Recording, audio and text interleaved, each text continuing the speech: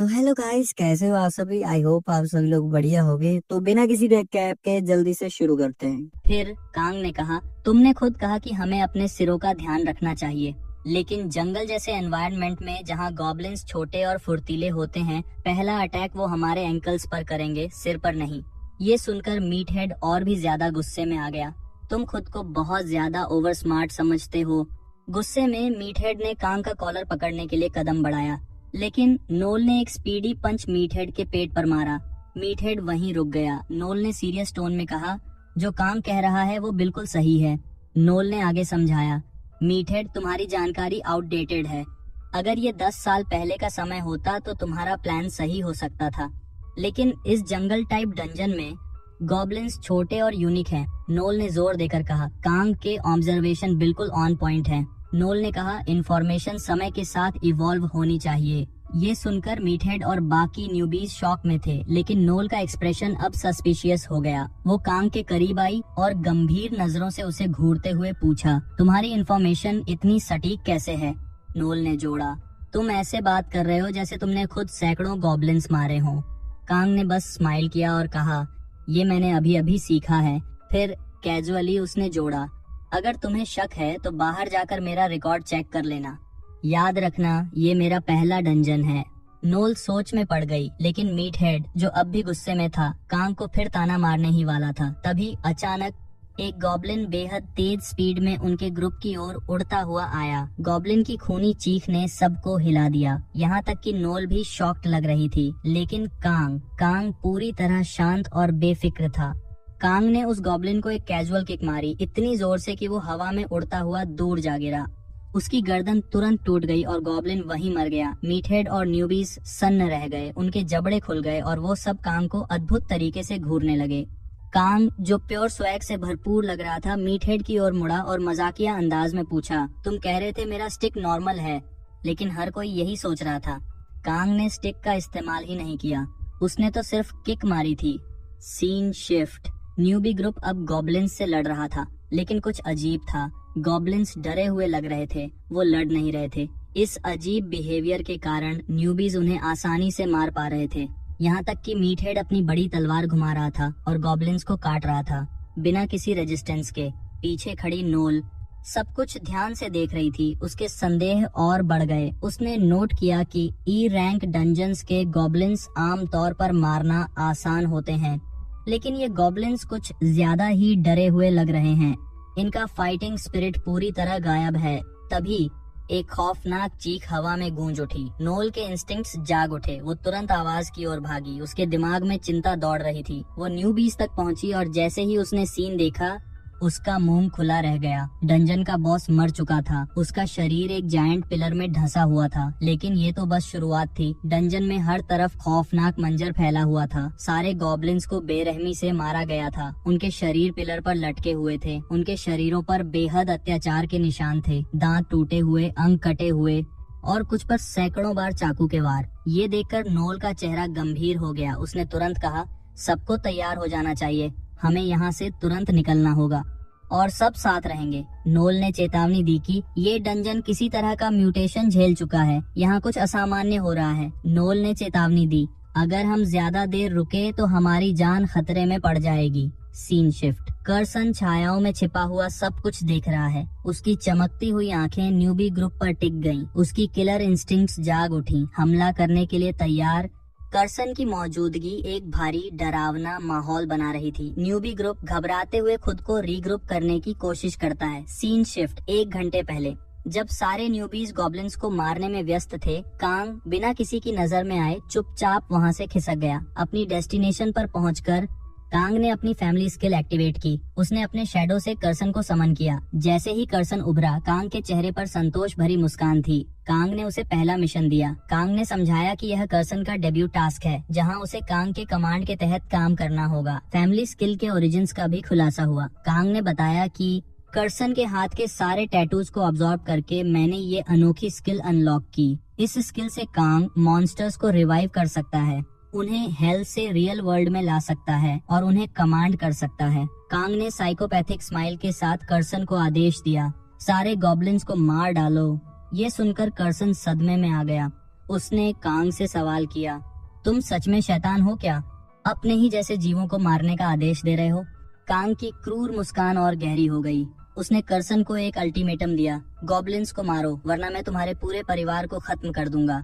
कोई चारा न देखकर कर्सन को मजबूर होकर मानना पड़ा। कर्सन का चेहरा साफ दर्शाता था कि उसने हार मान ली है। वो जानता था कि उसकी जिंदगी कांग के साथ बंधी हुई है। अगर कांग मरेगा तो कर्सन भी मरेगा। इसके अलावा अगर कर्सन ने कांग की बात नहीं मानी तो उसका पूरा परिवार मारा जाएगा। इस अटूट कनेक्शन ने कर्सन को कांग का गुलाम बना दिया। कर्सन ने अपना गंभीर और खौफनाक काम शुरू किया। तभी झाड़ियों से हलचल की आवाज आई। कर्सन ने मुड़कर देखा और अपना पहला शिकार पाया, एक मोटा बदसूरत गॉब्लिन।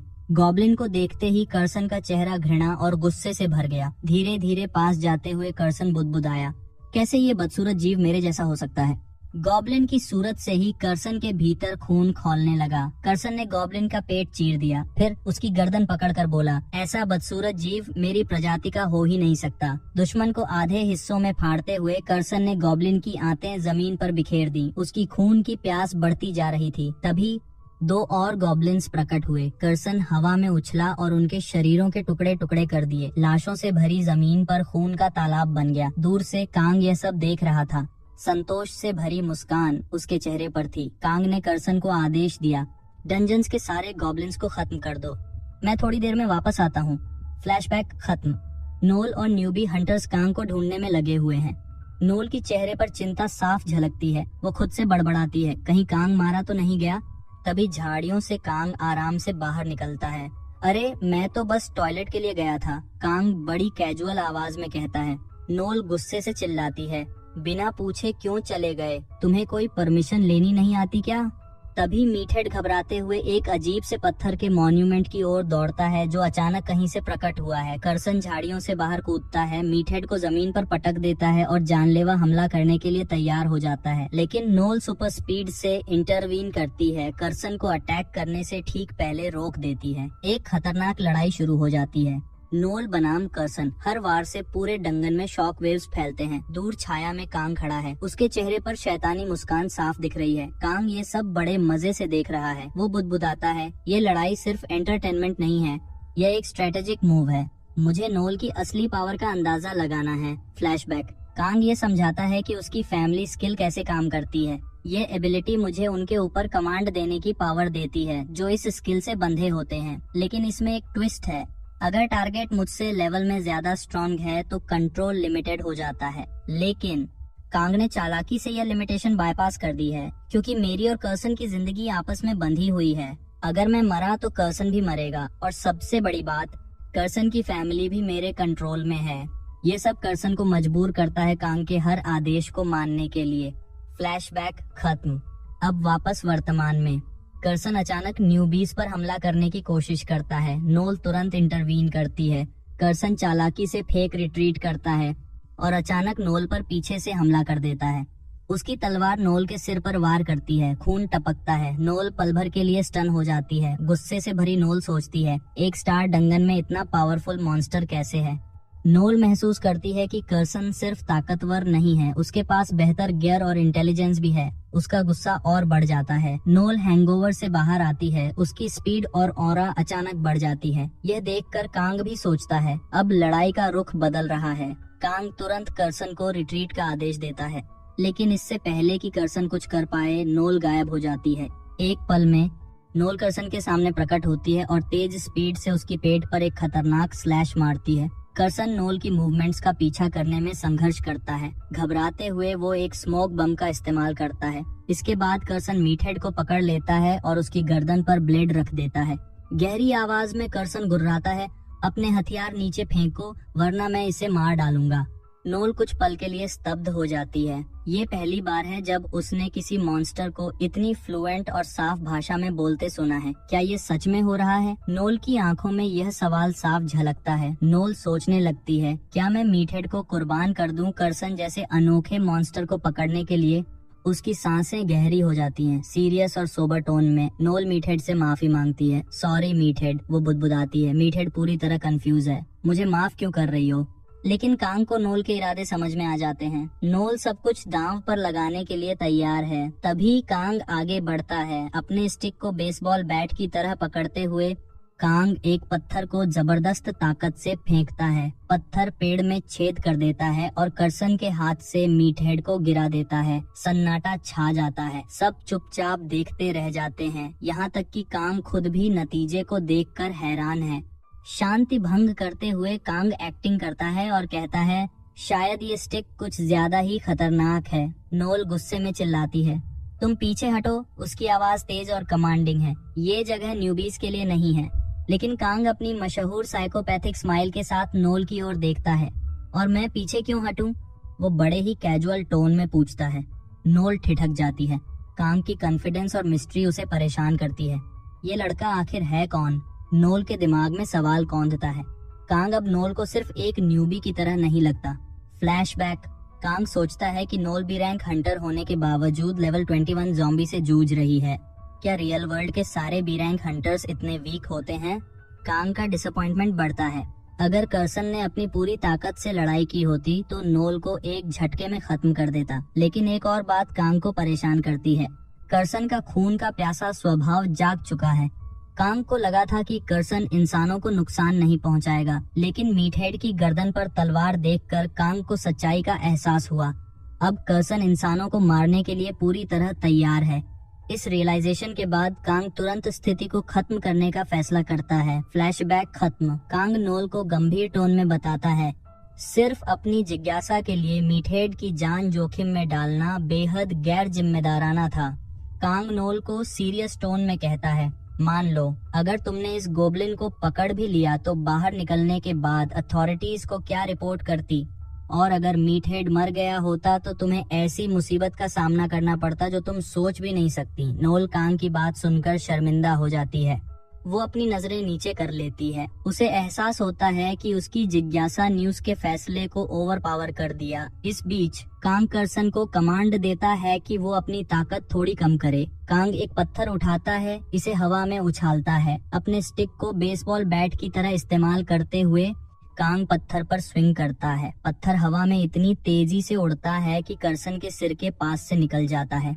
अगर ये सिर पर लगता तो कर्सन का दिमाग उड़ जाता। कर्सन सोचते हुए घबराता है। इस मौके का फायदा उठाते हुए नोल तुरंत कूदकर कर्सन पर अटैक करती है। कांग भी लड़ाई में कूदता है। वो अपनी स्टिक से कर्सन पर हमला करता है। कांग का प्रहार इतना जबरदस्त होता है कि कर्सन हवा में दूर जाकर गिरता है। नोल इस ओपनिंग का फायदा उठाकर कर्सन पर आखिरी हमला करने के लिए आगे बढ़ती है। कांग जानबूझकर लड़ाई ऐसे करता है कि उस पर किसी को शक न हो, लेकिन लड़ाई इतनी जबरदस्त हो जाती है कि कांग भी सीरियस हो जाता है। कर्सन भी पूरी खतरनाक मोड में आ जाता है। वो हर अटैक को डॉज कर रहा है, लेकिन तभी कर्सन मीटहेड को देखता है। मीटहेड लड़खड़ाते हुए कर्सन के रास्ते में आ जाता है। तुमने रास्ता रोका है तो भुगतोगे। कर्सन खून से भरी आवाज में गुर्राता है। वो मीटहेड को इतनी जोर से किक मारता है कि मीटहेड नोल से टकरा जाता है। नोल जमीन पर गिर जाती है। नोल अब पूरी तरह वुल्नरेबल है। ये मौका सही है। कर्सन रैबिट डेमन की तरह नोल पर जानलेवा हमला करने के लिए दौड़ता है। कांग ये सब साया से देख रहा है। कर्सन पूरी तरह बेकाबू हो चुका है। कांग सोचता है, अगर इसे रोका नहीं गया तो ये सबको मार डालेगा। कांग की आवाज अचानक गहरी और खतरनाक हो जाती है। वो कर्सन को कमांड देता है, रुक जाओ वरना मैं तुम्हारी पूरी फैमिली खत्म कर दूंगा। कर्सन के पास अब कोई चॉइस नहीं है। वो स्मोक बम का इस्तेमाल करता है और भाग जाता है। नोल गुस्से में चीखती है। उसकी आवाज पूरे डंगन में गूंजती है। वो अपने गुस्से और फ्रस्ट्रेशन को चिल्लाकर निकालती है। इस बीच कांग साया में खड़ा सब देख रहा है। उसका चेहरा गंभीर है। अचानक कांग जोर से पागलों की तरह हंसने लगता है। उसकी भयानक हंसी डंगन की डिम लाइट में गूंजती है। मुझे इतना मजा आ रहा है, कांग कहता है। उसकी मुस्कान दानव जैसी लग रही है। इस पल में स्पष्ट हो जाता है कि कांग के हेल डंगन के अनुभवों ने उसके दिमाग में एक अंधेरा पक्ष जगा दिया है। कांग का साइकी बदल चुका है। अब उसका पहचान एक और भी अलहदा और डरावनी है। डंगन से बाहर निकलने के बाद सब सुरक्षित हैं, लेकिन नोल विजिबली फ्रस्ट्रेटेड और एंग्री है। वो अथॉरिटीज के ऑफिस में गुस्से में घुसती है। उसकी आवाज गूंजती है, मैंने डंगन के अंदर एक इंटेलिजेंट बात करने वाला गॉब्लिन देखा। नोल जोर देकर कहती है, ये कोई नॉर्मल ई रैंक डंगन नहीं हो सकता। लेकिन अथॉरिटीज बार बार उसे रियश्योर करती हैं। उनका जवाब एक ही है, इस डंगन की थरॉ इंस्पेक्शंस हो चुकी हैं। यह ई रैंक है, इसमें कोई एबनॉर्मेलिटीज नहीं मिली हैं। अथॉरिटीज का मैनेजर भी यही कंफर्म्स करता है, ये डंगन ई रैंक ही है और ऐसा गॉब्लिन पहले कभी रिकॉर्ड नहीं हुआ। मैनेजर कहता है। नोल की इरिटेशन और बढ़ जाती है। फ्रस्ट्रेशन में वो अपने बाल रफल करती है। उसके स्टनिंग ब्यूटी की झलक हर किसी का ध्यान खींच लेती है। नोल एक बेंच पर बैठ जाती है। उसके चेहरे पर डिस्प्लेजर साफ झलकता है। तभी कांग क्रीपी इविल आइज के साथ सामने आता है। हेलो, कांग बोलता है। उसकी आवाज डिस्टर्बिंग लगती है। नोल थोड़ा चौंक जाती है। वो कांग से पूछती है, तुम्हें कुछ चाहिए क्या? कांग थोड़ा शाइली जवाब देता है, कुछ खास नहीं, बस मैं तुम्हारी चिंता कर रहा था। नोल एक गहरी सांस लेती है।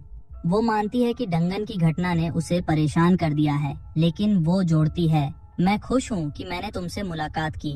नोल अपना हाथ बढ़ाती है। हैंडशेक। कांग हाथ मिलाता है। हैंडशेक के दौरान कांग क्यूरियोसिटी से एक सवाल करता है, तुम्हें लगता है मैं 2 स्टार डंगन क्लियर कर सकता हूँ? नोल कांग को ध्यान से ऑब्जर्व करती है। उसके दिमाग में उस इंटेलिजेंट गॉब्लिन की यादें घूमने लगती हैं। वो सोचती है, वो गॉब्लिन तो एक बी रैंक हंटर से भी ज्यादा स्ट्रांग लग रहा था। शायद वो 3 स्टार डंगन लेवल का था। थोड़ा सोचने के बाद नोल गंभीर होकर जवाब देती है, हो सकता है तुम 2 स्टार डंगन रेड कर सको। नोल अपने गिल्ड कार्ड कांग को देती है। वो समझाती है, अगर कभी तुम गिल्ड ज्वाइन करने का सोचो तो मेरे गिल्ड को कंसिडर करना। वो प्राउडली कहती है, हमारा गिल्ड कोरिया के टॉप 3 में है। अगर तुम्हें अपनी फुल पोटेंशियल अनलॉक करनी है तो तुम्हें ट्रेनिंग ग्राउंड्स और रिसोर्सेज चाहिए होंगे। कांग नोल का शुक्रिया अदा करता है, लेकिन पोलाइटली ऑफर डिक्लाइन कर देता है। कांग एक्सप्लेन्स करता है, मुझे अकेले डंगन में हंटिंग करना पसंद है। लूट को दूसरों के साथ डिवाइड करना मेरे लिए हैसल है। थोड़ी चीकीनेस के साथ कांग नोल को याद दिलाता है, तुम्हें मेरे लिए एक पॉजिटिव रिव्यू लिखना चाहिए। तुम्हारा रिव्यू मेरे हायर लेवल डंगन रेड की एलिजिबिलिटी को डायरेक्टली इन्फ्लुएंस करेगा।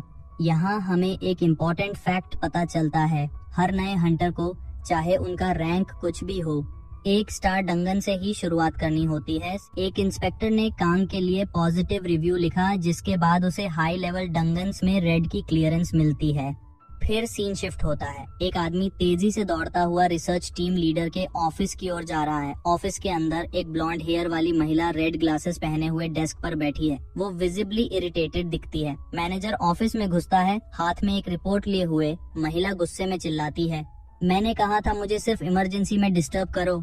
मैनेजर हांफते हुए समझाता है, यह रिपोर्ट सिर्फ इमरजेंसी नहीं, इससे भी बढ़कर कुछ है। महिला का गुस्सा और बढ़ जाता है। वो अपनी स्टारबक्स कॉफी टेबल पर फेंकती है। वो मैनेजर को वार्न करती है, अगर ये रिपोर्ट इंटरेस्टिंग और जरूरी नहीं हुई तो अगला कप तुम्हारे ऊपर फेंकूंगी। मैनेजर बिना डरे रिपोर्ट टेबल पर रख देता है। महिला रिपोर्ट उठाती है, स्केप्टिकल नजर से देखती है। जैसे ही वो पढ़ती है, उसका चेहरा शॉक में फ्रीज हो जाता है। वो मैनेजर से तुरंत सवाल करती है, क्या ये डेटा 1 और 10% एक्यूरेट है? कहीं कोई एरर तो नहीं?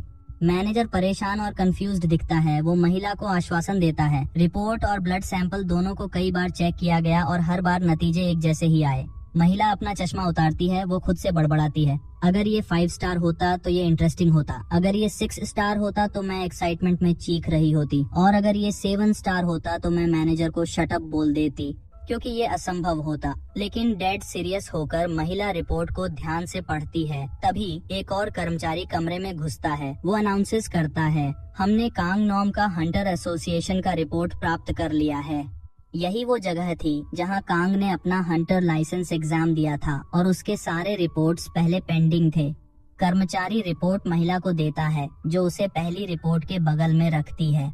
टेबल पर अब 2 रिपोर्ट्स हैं, एक हंटर एसोसिएशन की, दूसरी कांग के ब्लड से मिली। दोनों रिपोर्ट्स ये दर्शाती हैं, कांग का लेवल 7 से 8 के बीच है। कांग का हेल्थ, माना, स्ट्रेंथ, डिटॉक्स, इंटेलिजेंस हर स्टैट S रैंक पर मैक्स्ड आउट है। नेक्स्ट सीन शुरू होता है। एक तीसरा कर्मचारी रिसर्च टीम लीडर के ऑफिस में आता है। वो मैनेजमेंट के पास आए एक अनजान ऑर्गेनाइजेशन का जिक्र करता है। कर्मचारी बताता है, उस ऑर्गेनाइजेशन ने कांग के डेटा के लिए 1 मिलियन ऑफर किया है। ब्लॉन्ड हेयर वाली महिला इस पर जोर से हंसती है। वो तुरंत अपनी टीम को आदेश देती है, इस ऑफर को रिजेक्ट कर दो। कर्मचारी कंफ्यूज्ड हो जाते हैं। उनमें से एक सवाल करता है, हम 1 मिलियन की डील कैसे ठुकरा सकते हैं? जवाब में महिला कांग की रिपोर्ट उस कर्मचारी की तरफ फेंकती है। गुस्से में चिल्लाते हुए कहती है, क्या तुम्हें सच में लगता है कि ये रिपोर्ट सिर्फ 1 मिलियन की है? कर्मचारी रिपोर्ट पढ़ते हैं और शॉक हो जाते हैं। रिपोर्ट में कांग के मैक्स्ड आउट स्टैट्स देखकर उनकी आंखें फटी रह जाती हैं। महिला बिना रुके अपनी टीम को आदेश देती है, कांग का डेटा कॉन्फिडेंशियल घोषित करो, टीम के बाहर किसी को भी इसके बारे में पता नहीं चलना चाहिए। महिला कांग के बारे में सोचकर मुस्कुराती है, धीरे से बड़बड़ाती है, मुझे उससे जल्द से जल्द मिलना होगा। सीन शिफ्ट होता है, हम कांग को फर्श पर लेटा हुआ देखते हैं। वो सिर्फ अंडरवियर पहने हैं। उसके बगल में यूमिन है जो प्रोटेक्टिव गियर पहने हुए है। सीन बदलता है, हमें कुछ क्रूशियल जानकारी दी जाती है। कांग समझाता है, एबिलिटी यूजर्स के लिए स्टार रेटिंग सिस्टम, जो रैंक सिस्टम के नाम से भी जाना जाता है, बहुत महत्वपूर्ण है। 1 स्टार हंटर लेवल 20 से आगे नहीं बढ़ सकते। 2 स्टार हंटर का मैक्स लेवल 30 होता है। 3 स्टार हंटर लेवल 40 पर रुक जाते हैं। 4 स्टार का मैक्स 50 और 5 स्टार हंटर 60 से आगे नहीं जा सकते। 5 स्टार हंटर को एस रैंक माना जाता है, जो कि अल्ट्रा रेयर है। क्योंकि कांग शुरू में सिर्फ 1 स्टार हंटर था, वो मानता था कि लेवल 20 तक पहुंचना उसकी प्रोग्रेशन की सीमा है। लेकिन हंटर एसोसिएशन में चेक करने पर वो अपनी स्टार रेटिंग तय नहीं कर पाया। इससे कांग कंफ्यूज हो गया। वो यूमिन से मदद मांगता है। सीन बदलता है, यूमिन के हाथ में एक बड़ी सिरिंज है। वो इसे कांग के पेट में डालकर ब्लड एक्सट्रैक्ट करती है। कांग चिंतित होकर याद दिलाता है, मेरा खून जहरीला है, लेकिन यूमिन उसे आश्वस्त करती है, सिरिंज एसिड रेसिस्टेंट है। फिर एक इंटरेस्टिंग जानकारी सामने आती है, ब्लॉन्ड महिला जिसका जिक्र पहले किया गया था, शायद यूमिन की माँ हो सकती है। क्यों? क्योंकि दोनों की शक्लें स्ट्राइकिंगली सिमिलर हैं। साथ ही यूमिन उसी इंस्टीट्यूट में काम करती है। ब्लड सैंपल कलेक्ट करने के बाद यूमिन कमरे से चली जाती है। कांग अपने असली स्टार लेवल जानने के लिए उत्साहित महसूस करता है। यूमिन बाद में एक और इंटरेस्टिंग बात बताती है। वो कहती है कि उसने माना पर रिसर्च करके ये पता लगाया है, स्टार लेवल बढ़ाने के लिए, जैसे 4 स्टार से 5 स्टार तक, किसी को हाई इंटेंसिटी मना एरियाज में ट्रेनिंग करनी होगी। धनी लोग अक्सर ऐसे मना केंद्र बनवाते हैं जहां मना की कंसंट्रेशन बहुत ज्यादा होती है। कांग को अब तक अपना स्टार रैंक नहीं पता था, लेकिन उसने ये समझ लिया कि नरक की इंटेंस मना डेंसिटी उसे बहुत बड़ा एडवांटेज दे रही थी। उसने ठान लिया कि अगले क्वेस्ट की तैयारी के लिए वो अगले 9 दिन वहीं बिताएगा। बैठे बैठे कांग ने अपनी क्रिएशन एबिलिटी का इस्तेमाल शुरू कर दिया। उसने रेयर आइटम्स जो अब तक कलेक्ट किए थे उन्हें मिलाकर एक लेजेंडरी ब्लैक डैगर तैयार किया। लेकिन कांग वहीं नहीं रुका। उसने सारे पर्पल मूस और क्रिस्टल मूस को कंबाइन करके एक high intensity legendary crystal stone बनाया। ये क्रिस्टल इतना पावरफुल था कि सिर्फ एक बाइट लेने से उसकी पूरी माना इंस्टेंटली रिस्टोर हो सकती थी। ये सब देखते हुए रेयर और कर्सन चुपचाप खड़े थे। दोनों के एक्सप्रेशंस बिल्कुल ब्लैंक थे। तभी कांग अचानक जोर जोर से हंसने लगा। उसकी हंसी इतनी डरावनी थी कि रेयर को ठंडी हवा का एहसास हुआ। कांग का साइकोपैथिक इविल स्मर्क और भी डरावना हो गया जब उसने कर्सन को बुलाया। कांग की क्रीपी हंसी के साथ उसने कहा, जाओ कर्सन, मेरे विलेज के सारे रेयर और एपिक आइटम्स मेरे लिए ले आओ बदले में। लेकिन पूरी तरह विक्टोरियस लग रहा था। उसने अपनी क्रिएशन एबिलिटी का पूरा यूज करते हुए इनक्रेडिबल आइटम्स फौज के थे। कांग ने राइट आर्म ऑफ ओरेस्टी नाम का एक लेजेंडरी आइटम और एक लेजेंडरी सोर्ड ब्लेड भी तैयार किया। लेकिन एक बात उसे परेशान कर रही थी, चाहे आइटम्स लेजेंडरी हों लेकिन उनके इफेक्ट्स नॉर्मल लग रहे थे। उनकी ताकत उतनी खतरनाक नहीं थी जितनी कांग ने उम्मीद की थी। ये सोचकर वो फ्रस्ट्रेटेड हो गया। उसने ठान लिया कि बैटल में इन आइटम्स को यूज करके उनकी ट्रू पोटेंशियल निकालेगा। कांग ने लेजेंडरी ब्लेड और नया राइट आर्म दोनों इक्विप कर लिया। उसका नया राइट आर्म उसकी स्ट्रेंथ डबल कर देता था और ब्लैक डैगर उसे कॉम्बैट पावर का डबल मल्टीप्लायर देता था। कुल मिलाकर कांग की स्ट्रेंथ 4 गुना बढ़ चुकी थी। जैसे ही उसने एक स्लैश मारा, सामने की दीवार लगभग 2 हिस्सों में स्प्लिट हो गई। ये डिस्प्ले कांग की इंटेंस ट्रेनिंग का प्रूफ था। पिछले 9 दिनों में उसने अपनी बॉडी को टॉर्चर के हर लेवल तक पुश किया था। बोन्स तोड़ना, एसिड में नहाना और अपनी एंड्योरेंस बढ़ाने के लिए अनइमेजिनेबल पेन सहना, कांग ने सब कुछ किया था। अब अपने नए बॉडी और इम्प्रूव्ड इक्विपमेंट के साथ कांग खुद से एक सवाल पूछ रहा था, क्या ये सब नेक्स्ट क्वेस्ट के लिए इनफ होगा? एक पल के लिए चारों ओर सन्नाटा छा गया। अचानक सिस्टम ने कांग को नोटिफाई किया कि स्टार्विंग स्टार उसे ऑब्जर्व कर रहा है और एक नया क्वेस्ट जारी किया है। नया टास्क, मॉन्स्टर्स का पीछा करो और 24 घंटे तक सरवाइव करो। क्वेस्ट की डिस्क्रिप्शन ने इसकी ओवरवेलमिंग डिफिकल्टी को हाईलाइट किया, लेकिन साथ ही एक इंटरेस्टिंग रिवॉर्ड का वादा किया। कांग, जो और ताकतवर बनना चाहता था, बिना एक पल गंवाए इस टास्क को एक्सेप्ट कर लेता है। लेकिन जैसे ही उसने क्वेस्ट एक्सेप्ट किया, आसमान में मल्टीपल स्टार्स एक साथ चमकने लगे। ये सेलेस्टियल एंटिटीज थीं, शैटरिंग स्टार, विस्टर star, conqueror star, monster star और स्ट्रगलिंग स्टार। हर स्टार कांग को बेहद इंटेंस तरीके से ऑब्जर्व करने लगा। उनकी एक्साइटमेंट साफ महसूस हो रही थी कि कुछ बड़ा होने वाला है। तभी क्वेस्ट फोर्सफुली अपग्रेड होकर एक हिडन क्वेस्ट में बदल गया। सिस्टम ने कांग को इस नए रियलिटी के बारे में नोटिफाई किया। तभी एक 1000 फुट लंबा सांप अचानक सामने प्रकट हुआ, जिसके साथ मिलियंस ऑफ मॉन्स्टर्स की एक आर्मी भी थी। ये सब शैटरिंग स्टार का किया धरा था। अब असली टास्क रिवील्ड हुआ। 48 घंटे तक सरवाइव करो, जबकि पूरी शैटरिंग स्टार की आर्मी तुम्हारा पीछा और हमला करेगी। ये देखकर कांग पूरी तरह दहशत में जम गया। वो वहीं खड़ा रह गया, जैसे उसकी जान निकल गई हो। लेकिन कांग की हॉरर यहीं खत्म नहीं हुई। सिस्टम ने नोटिफाई किया कि कांग पर कर्स लगा दिया गया है। कर्स। पहले से ओवरवेल्म्ड कांग ये सुनकर और स्टन्ड हो गया। तभी एक और नोटिफिकेशन आया, जिसमें सिर्फ एक क्रिप्टिक शब्द लिखा था, टेस्टी टेस्टी। ये शब्द कांग के दिमाग में गूंजने लगा। वो इसे समझने की कोशिश करने लगा। क्या मेरे शरीर का मतलब टेस्टी है? उसने डरते हुए सोचा। वहीं दूसरी तरफ एक मिस्टीरियस बीइंग धीरे धीरे कांग की तरफ बढ़ रहा था, लेकिन कांग अभी भी उस जगह पर पत्थर की मूर्ति की तरह खड़ा था। आखिरकार कांग ने अपने शरीर को छूते हुए खुद से पूछा, क्या ये टेस्टी मेरे लिए कहा गया था? लेकिन जैसे ही उसने ये कहा, उसे एक अजीब सेंसेशन महसूस हुआ। उसने पीछे मुड़कर देखा तो पाया कि रेयर और कर्सन उसकी ओर देख रहे थे और डोल रहे थे। उनकी आंखों में एक इंटेंस हंगर थी और उनके होठों से अनकंट्रोलेबली ड्रूल गिर रहा था। तुम लोग मेरे पास मत आना पागलों। कांग डर से 2 कदम पीछे भागा और चिल्लाया। रेयर ने अपनी सिग्नेचर मिस्चीवस स्माइल के साथ कांग से कहा, कांग, तुम्हारा शरीर अचानक बहुत टेस्टी हो गया है। क्या मैं बस एक छोटा सा टेस्टी बाइट ले सकती हूँ? तुम्हारे पीपी आई मीन बॉडी का। ये सुनकर कांग का डर 7वें आसमान पर पहुंच गया। उसने चीखते हुए कहा, तुम्हारे लिए टेस्टी का मतलब आखिर है क्या? दूसरी ओर कर्सन की हालत और खराब होती जा रही थी। उसके कदम कांग की ओर तेजी से बढ़ रहे थे और उसकी नजरें पूरी तरह क्रेजी हंगर में डूबी हुई थीं। रेयर ने अपनी जीभ को सिडक्टिव तरीके से छुआ, अभी भी डोलिंग करते हुए। उसने स्लाइट टोन में कांग को समझाया, लगता है इस कर्स ने तुम्हारे शरीर को इरेजिस्टिबली डिलिशियस बना दिया है। रेयर ने आगे जोड़ा, मैं तुम्हारे शरीर को अलग अलग तरीकों से पकाना चाहती हूँ। सोचो तुम्हारे शरीर से कितनी वैरायटी डिशेस बन सकती हैं। कांग पूरी तरह हॉरिफाइड था, लेकिन रेयर रुकी नहीं।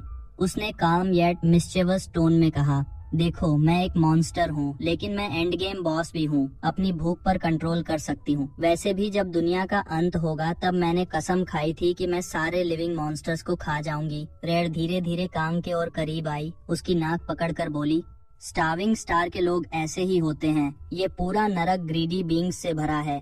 ये एक ऐसी दुनिया है जहाँ या तो खाओ या खा लिए जाओ। तभी कांग को पीछे से अजीब सी आवाज सुनाई दी। उसने पलटकर देखा तो पाया कि कर्सन की आंखें हिप्नोटाइज्ड लग रही थीं। उसकी नजरों में एक इंटेंस हंगर थी, जैसे वो कांग को जिंदा निगलने के लिए तैयार हो। कांग डर के मारे थोड़ा पीछे हट गया, लेकिन तभी रेयर खुद को संभालती है। उसकी आंखों से डर झलकता है और वो धीरे धीरे पीछे हटते हुए कहती है, मैंने तुम्हें खाने का कोई अजीब ख्याल नहीं रखा कांग। कांग ने चिल्लाते हुए कहा, पहले अपने ड्रूल साफ करो, फिर मुझसे बात करो। कांग वहीं खड़ा था, लेकिन अंदर से घबराया हुआ। वो सोचने लगा, अब ये मॉन्स्टर्स मुझे खा जाएंगे और ये सब उस स्टूपिड कर्स की वजह से हुआ है। अब नरक के सारे मॉन्स्टर्स मुझे खाने आएंगे। उसी वक्त उसके सेफ हाउस की दीवारें अचानक जोर जोर से हिलने लगीं। सबके होश उड़ गए। कांग ने तुरंत अपना ब्लैक डैगर निकाला और दरवाजे को तोड़ दिया। जैसे ही दरवाजा खुला, एक गहरा रेड फॉग उसकी ओर बढ़ने लगा। देखते ही देखते पूरा फॉग कांग के शरीर में समा गया। क्या था ये? कांग घबरा कर सोच रहा था। तभी फॉग के अंदर से सैकड़ों मस्कीटोस निकले। ये नरक के सबसे खतरनाक क्रीचर्स में से एक थे। उन्होंने कांग के शरीर पर बैठकर उसका खून चूसना शुरू किया, लेकिन जैसे ही उन्होंने ऐसा किया, सबके सब डेड हो गए। कांग का खून पॉइजनस था। कांग गुस्से में चिल्लाया, तुम सब मस्कीटोस के लिए मैं इतना डर गया? उसने गुस्से में मरे हुए मस्कीटोस को कुचलना शुरू कर दिया। तभी रेयर वहाँ प्रकट हुई और कहा, कांग, ये मस्कीटोस नरक के सबसे तेज मॉन्स्टर्स में से हैं। अगर उन्होंने तुम्हें ढूंढ लिया है तो बाकी मॉन्स्टर्स भी जल्द ही यहाँ पहुँच जाएंगे। ये सुनकर कांग चौंका। उसने तेजी से अपने कमरे से बाहर कदम रखा। तभी उसने देखा कि उसके चारों ओर पर्पल फेदर्स उड़ रहे थे। जैसे ही उसने आसमान की तरफ देखा, उसका रंग रेडिश पर्पल हो चुका था। ऊपर एक बहुत बड़ा और डरावना क्रीपी मून चमक रहा था, जिससे पूरी जगह पर एक अजीब सी ओमिनस ग्लो फैल रही थी। कांग ने आसमान में देखा तो उसे वहाँ बिजली के तार और ऊंची इमारतों पर काउंटलेस ब्लैक पिजन शैडोज दिखी। उसने करीब से देखा और पाया कि ये सभी ज़ॉम्बीफाइड पिजन्स। नजारा इतना डरावना था कि कोई और होता तो डर के मारे बेहोश हो जाता। लेकिन कांग जोर जोर से हंसने लगा। उसने इन पिजन्स को ताना मारते हुए कहा, तो तुम लोग मुझे मारोगे? सिर्फ पिजन हो तुम, मुझसे लड़ोगे? जैसे ही कांग ने पिजन्स का मजाक उड़ाया, उनके व्यवहार में एक अजीब सा बदलाव आ गया, जैसे कि उन्होंने उसकी बात समझ ली हो। पिजन्स गुस्से में भर गए और अचानक नीचे की ओर गोता लगाकर कांग का पीछा करने लगे। इतना ही नहीं, सैकड़ों हजारों मच्छर भी इस चेस में शामिल हो गए। कांग पूरी स्पीड से भागने लगा और उसके ठीक पीछे करसन था। दोनों तेजी से एक सुरक्षित जगह ढूंढने की कोशिश कर रहे थे। भागते हुए कांग ने करसन से पूछा, क्या तुम्हारे गाँव में कोई सेफ प्लेस है? करसन, जो जानता था कि कांग की मौजूदगी उसके गांव को तबाह कर सकती है, झूठ बोलता है। मेरा गांव बहुत छोटा हो गया है और आबादी बहुत बढ़ गई है। कांग इरिटेटेड होकर बोला, भूल जाओ, मैं तुमसे वैसे भी ज्यादा उम्मीद नहीं कर रहा था। कांग भागते भागते एक क्लिफ पर पहुंचता है। वो झपट कर नीचे कूद जाता है, ये सोचते हुए कि शायद नीचे उसे कोई सुरक्षित जगह मिल जाए। लेकिन जैसे ही वो लैंड करता है, वो देखता है कि जमीन मॉन्स्टर्स से भरी पड़ी है। हर एक मॉन्स्टर उसे खाने के लिए तैयार खड़ा था। कांग तुरंत समझ गया कि भागना अब असंभव है। उसने अपना ब्लैक डैगर निकाला और लड़ाई के लिए तैयार हो गया। वो थोड़ा एक्साइटेड भी था और लड़ाई शुरू करने ही वाला था, लेकिन तभी उसने करीब से मॉन्स्टर्स को गौर से देखा। उनके 6 पैक एब्स, मजबूत मसल्स, रेजर शार्प टीथ और मुंह से टपकती लार देखकर कांग का गला सूख गया। ये क्या चीज है? उसने खुद से कहा। अचानक एक मॉन्स्टर ने कांग का हाथ पकड़ लिया। इससे पहले कि कांग कुछ कर पाता, उन्होंने उसकी गर्दन काट दी और उसके शरीर के 2 टुकड़े कर दिए। कुछ ही पलों बाद कांग रिवाइव हो गया। उसने तुरंत समझ लिया कि वो इन मॉन्स्टर्स को हरा नहीं सकता। उसके पास और कोई चारा नहीं था, इसीलिए वो पागलों की तरह भागने लगा। भागते भागते कांग के दिमाग में एक अजीब सी फुसफुसाती आवाज सुनाई दी। दाईं ओर मुड़ो, आवाज ने कहा। कांग कंफ्यूज हो गया, लेकिन डेस्परेशन में उसने उस आवाज की बात मान ली और दाईं ओर मुड़ गया। तभी वो आवाज फिर से बोली, ये सिर्फ हेलुसिनेशन नहीं है। कांग अपनी सैनिटी पर शक करने लगा। उसने सोचा, क्या मैं पागल हो रहा हूँ? ये आवाज असली है या मैं खुद से बात कर रहा हूँ? आवाज ने उसे रिएश्योर किया, मैं असली हूँ।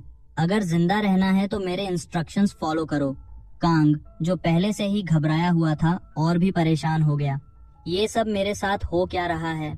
उसने खुद से पूछा, लेकिन उसके पास कोई और विकल्प नहीं था। उसने उस आवाज पर भरोसा करने का फैसला किया। हर बार जब आवाज उसे गाइड करती, कांग उसका अनुसरण करता। जब उसने एक और शार्प टर्न लिया तो उसने देखा कि पीछे से उसका पीछा कर रहे मॉन्स्टर्स दीवारों से टकरा रहे थे। उनकी सडन डायरेक्शन चेंजेस पर प्रतिक्रिया देने की क्षमता कमजोर थी। पहली बार कांग को ऐसा लगा कि उसके पास एस्केप करने का मौका है, लेकिन ये राहत ज्यादा देर तक नहीं टिकी। वो एक डेड एंड पर पहुंच गया। उसके सामने मलबे का एक विशाल ढेर था, जो किसी गुफा जैसा दिख रहा था। गुफा के अंदर से 6 लाल चमकती आंखें उसे घूर रही थीं। कांग ने तुरंत समझ लिया कि वो बड़ी मुसीबत में है। वो डर के मारे वहीं फ्रीज हो गया। मलबे से धीरे धीरे एक 100 फुट लंबा टैरेंटुला बाहर निकला।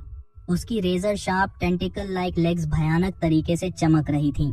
जैसे ही टारेंटुला ने अपना स्पेशल वेब अटैक छोड़ा, कांग के दिमाग में फुसफुसाती आवाज जोर से चिल्लाई, दाईं ओर बचो। कांग ने जैसे तैसे उस वेब से बचाव किया। वो वेब पीछे भागते हुए मॉन्स्टर्स को जाल में फंसा देता है। कुछ पल के लिए कांग ने राहत की सांस ली, लेकिन फिर उसने जल्दी से अपने सिस्टम की तरफ देखा और पाया कि उस टारेंटुला का लेवल 87 था। ये देखकर कांग के रोंगटे खड़े हो गए। उसकी आंखें चौड़ी हो गईं और डर से उसका चेहरा सफेद पड़ गया। वो अपनी जगह पर ठिठक गया। फुसफुसाती आवाज ने उसे भरोसा दिलाया, रिलैक्स, ये टारेंटुला मेरे कंट्रोल में है। कांग कंफ्यूजन में चिल्लाया, तुम आखिर हो कौन? अंततः वो आवाज खुद को रिवील करती है। मैं हूँ विस्परिंग स्टार, उसने कहा। वही गोल्डन कलर की सेलेस्टियल जिसने तुम्हें पहले थोड़ी सी पावर दी थी और तुम्हारी एबिलिटीज अनलॉक की थी। तभी विस्परिंग स्टार मटेरियलाइज हो गई। वो एक मिस्टीरियस सेक्सी एंजल के रूप में प्रकट हुई।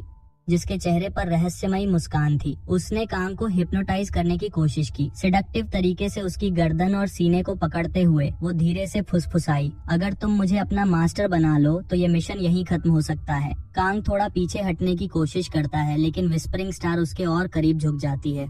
उसने सॉफ्टली कहा, मैं हमेशा से तुम्हारे जैसे किसी को चाहती थी। उसने वादा किया, अगर तुम मुझसे कनेक्शन बना लो तो तुम्हें वो सब कुछ मिलेगा जो तुम चाहते हो। कांग इंट्रीग्ड होकर उससे पूछता है, और ये कनेक्शन से मुझे क्या बेनिफिट्स मिलेंगे? विस्परिंग स्टार ने स्मर्क करते हुए जवाब दिया, मेरे कोई अल्टीरियर मोटिव्स नहीं हैं। लेकिन फिर उसने चेतावनी दी, अगर तुम जान लो कि बाकी सेलेस्टियल्स तुम्हारे लिए क्या प्लान कर रहे हैं तो तुम तुरंत मुझे चुन लोगे। ये सुनकर कांग ने शक भरे अंदाज में पूछा, क्या बाकी सेलेस्टियल्स के मुझसे अलग मोटिव्स हैं? और तुम इतनी सेंटली क्यों बन रही हो? मुझ पर इतनी मेहरबानी क्यों? विस्परिंग स्टार ने क्रीपी तरीके से कांग के गाल पकड़े और कहा, मुझे तुम पसंद हो। फिर अचानक उसने अपने उंगलियां कांग के कानों, मुंह और नाक में डाल दी। धीरे धीरे वो फुसफुसाई, मैं चाहती हूँ कि तुम मुझे स्मैश कर दो मेरे प्यारे लड़के। कांग ये सुनकर पूरी तरह हिप्नोटाइज्ड हो गया। फिर विस्परिंग स्टार ने अपनी शैडो क्लोन जुत्सु टेक्निक का इस्तेमाल किया। उसने खुद को मल्टीपल इथीरियल फॉर्म्स में डिवाइड कर लिया और कांग को अपने रूपों से घेर लिया। वो कांग को अपनी लार्ज चेस्ट में खींचने लगी। उसे एक गहरे समुद्र में डूबने जैसा महसूस हुआ। कांग को लगा कि वो पूरी तरह पानी में डूब रहा है, लेकिन तभी कुछ उसे रियलिटी में खींच लाया। वो हेलुसिनेशन से बाहर आ गया और डिफायंटली चिल्लाया, मेरी पहले से ही गर्लफ्रेंड है। एक पल के लिए सब कुछ शांत हो गया। विस्परिंग स्टार ने चुपचाप कांग को देखा। उसका डिसअपॉइंटमेंट साफ महसूस हो रहा था। उसने एक शब्द भी नहीं कहा, बस कांग को अनरीडेबल एक्सप्रेशन के साथ घूरती रही। कांग, जो मान चुका था कि अब वो गुस्से से फट पड़ेगी, पूरी तरह डिफेंसिव मोड में आ गया। लेकिन विस्परिंग स्टार ने बस एक गहरी सांस ली। उसके स्वर में रिग्रेट झलक रहा था। विस्परिंग स्टार ने एक गहरी सांस ली और सार्केस्टिकली कहा, तुम्हारे जैसे पोटेंशियल वाले इंसान का इतनी छोटी एम्बिशन रखना ये सच में वेस्टफुल है। उसके चेहरे पर डिसअपॉइंटमेंट साफ दिख रही थी। एक डिसमिसिव ग्लांस के साथ उसने जोड़ा, शायद तुम्हें अपनी गलती का एहसास तब होगा जब तुम 200 बार उन मॉन्स्टर्स के हाथों टॉर्चरस डेथ्स सहोगे। उसने उड़ता हुआ किस दिया और कहा, तुम मुझे फिर से जरूर बुलाओगे। विस्परिंग स्टार गायब हो गई और उसी पल वो मैसिव टैरेंटुला कांग की तरफ और करीब आ गया। उसकी लाल ग्लोइंग आंखें डेडली इंटेंट से चमक रही थीं और उसके शार्प फैंग्स से सलाइवा टपक रहा था।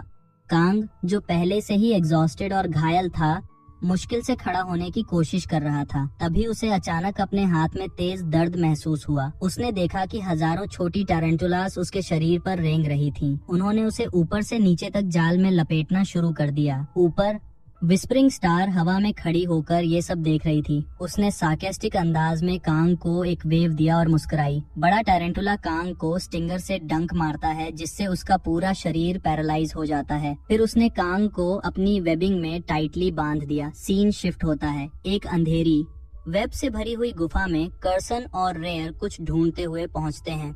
गुफा की छत से ममीफाइड कोकून्स लटके हुए थे। रेयर ने उनमें से कांग को लोकेट किया और जल्दी से उसके जाल को फाड़ दिया। कांग बाहर निकला, लेकिन लाइफलेस और अनरिस्पॉन्सिव था, जैसे उसकी आत्मा शरीर छोड़कर चली गई हो। अब इसे रिवाइव कैसे करें? कर्सन ने घबराते हुए पूछा। रेयर के चेहरे पर शैतानी सी ग्रिन आई। एक तरीका है, उसने कहा। रेयर ने कांग के पेट में एक जोरदार मुक्का मारा। धड़ाम! कांग की सांस रुकने ही वाली थी, लेकिन अचानक उसने जोर से सांस खींची और होश में आ गया। कर्सन ने अर्जेंसी में कहा, हमें यहाँ से तुरंत भागना होगा, इससे पहले कि टैरेंटुला वापस आ जाए। लेकिन रेयर ने तुरंत अपना रिवॉर्ड मांग लिया। ठीक है, अब मुझे मेरा इनाम दो, तुम्हारा खून पीने का समय आ गया है, उसने कहा। कांग ने गुस्से में चिल्लाते हुए कहा, क्या तुम्हें मेरी हालत नहीं दिख रही है? पागल हो क्या? इस केओस के बीच उनमें एक अजीब सा कमरादरी बनने लगा। एक बिटर स्वीट इमोशनल मोमेंट जैसा महसूस हुआ। जैसे ही वो गुफा से बाहर निकलने लगे, कर्सन ने कांग के हाथ में कुछ अजीब देखा। ये क्या है? कर्सन ने पूछा। कांग ने कंफ्यूज्ड होकर अपने हाथ को देखा। वो स्टन्ड रह गया। उसके हाथ में एक ब्लैक गॉन्टलेट था, जिसमें 6 उंगलियां थीं। गॉन्टलेट खतरनाक तरीके से शक्तिशाली लग रहा था।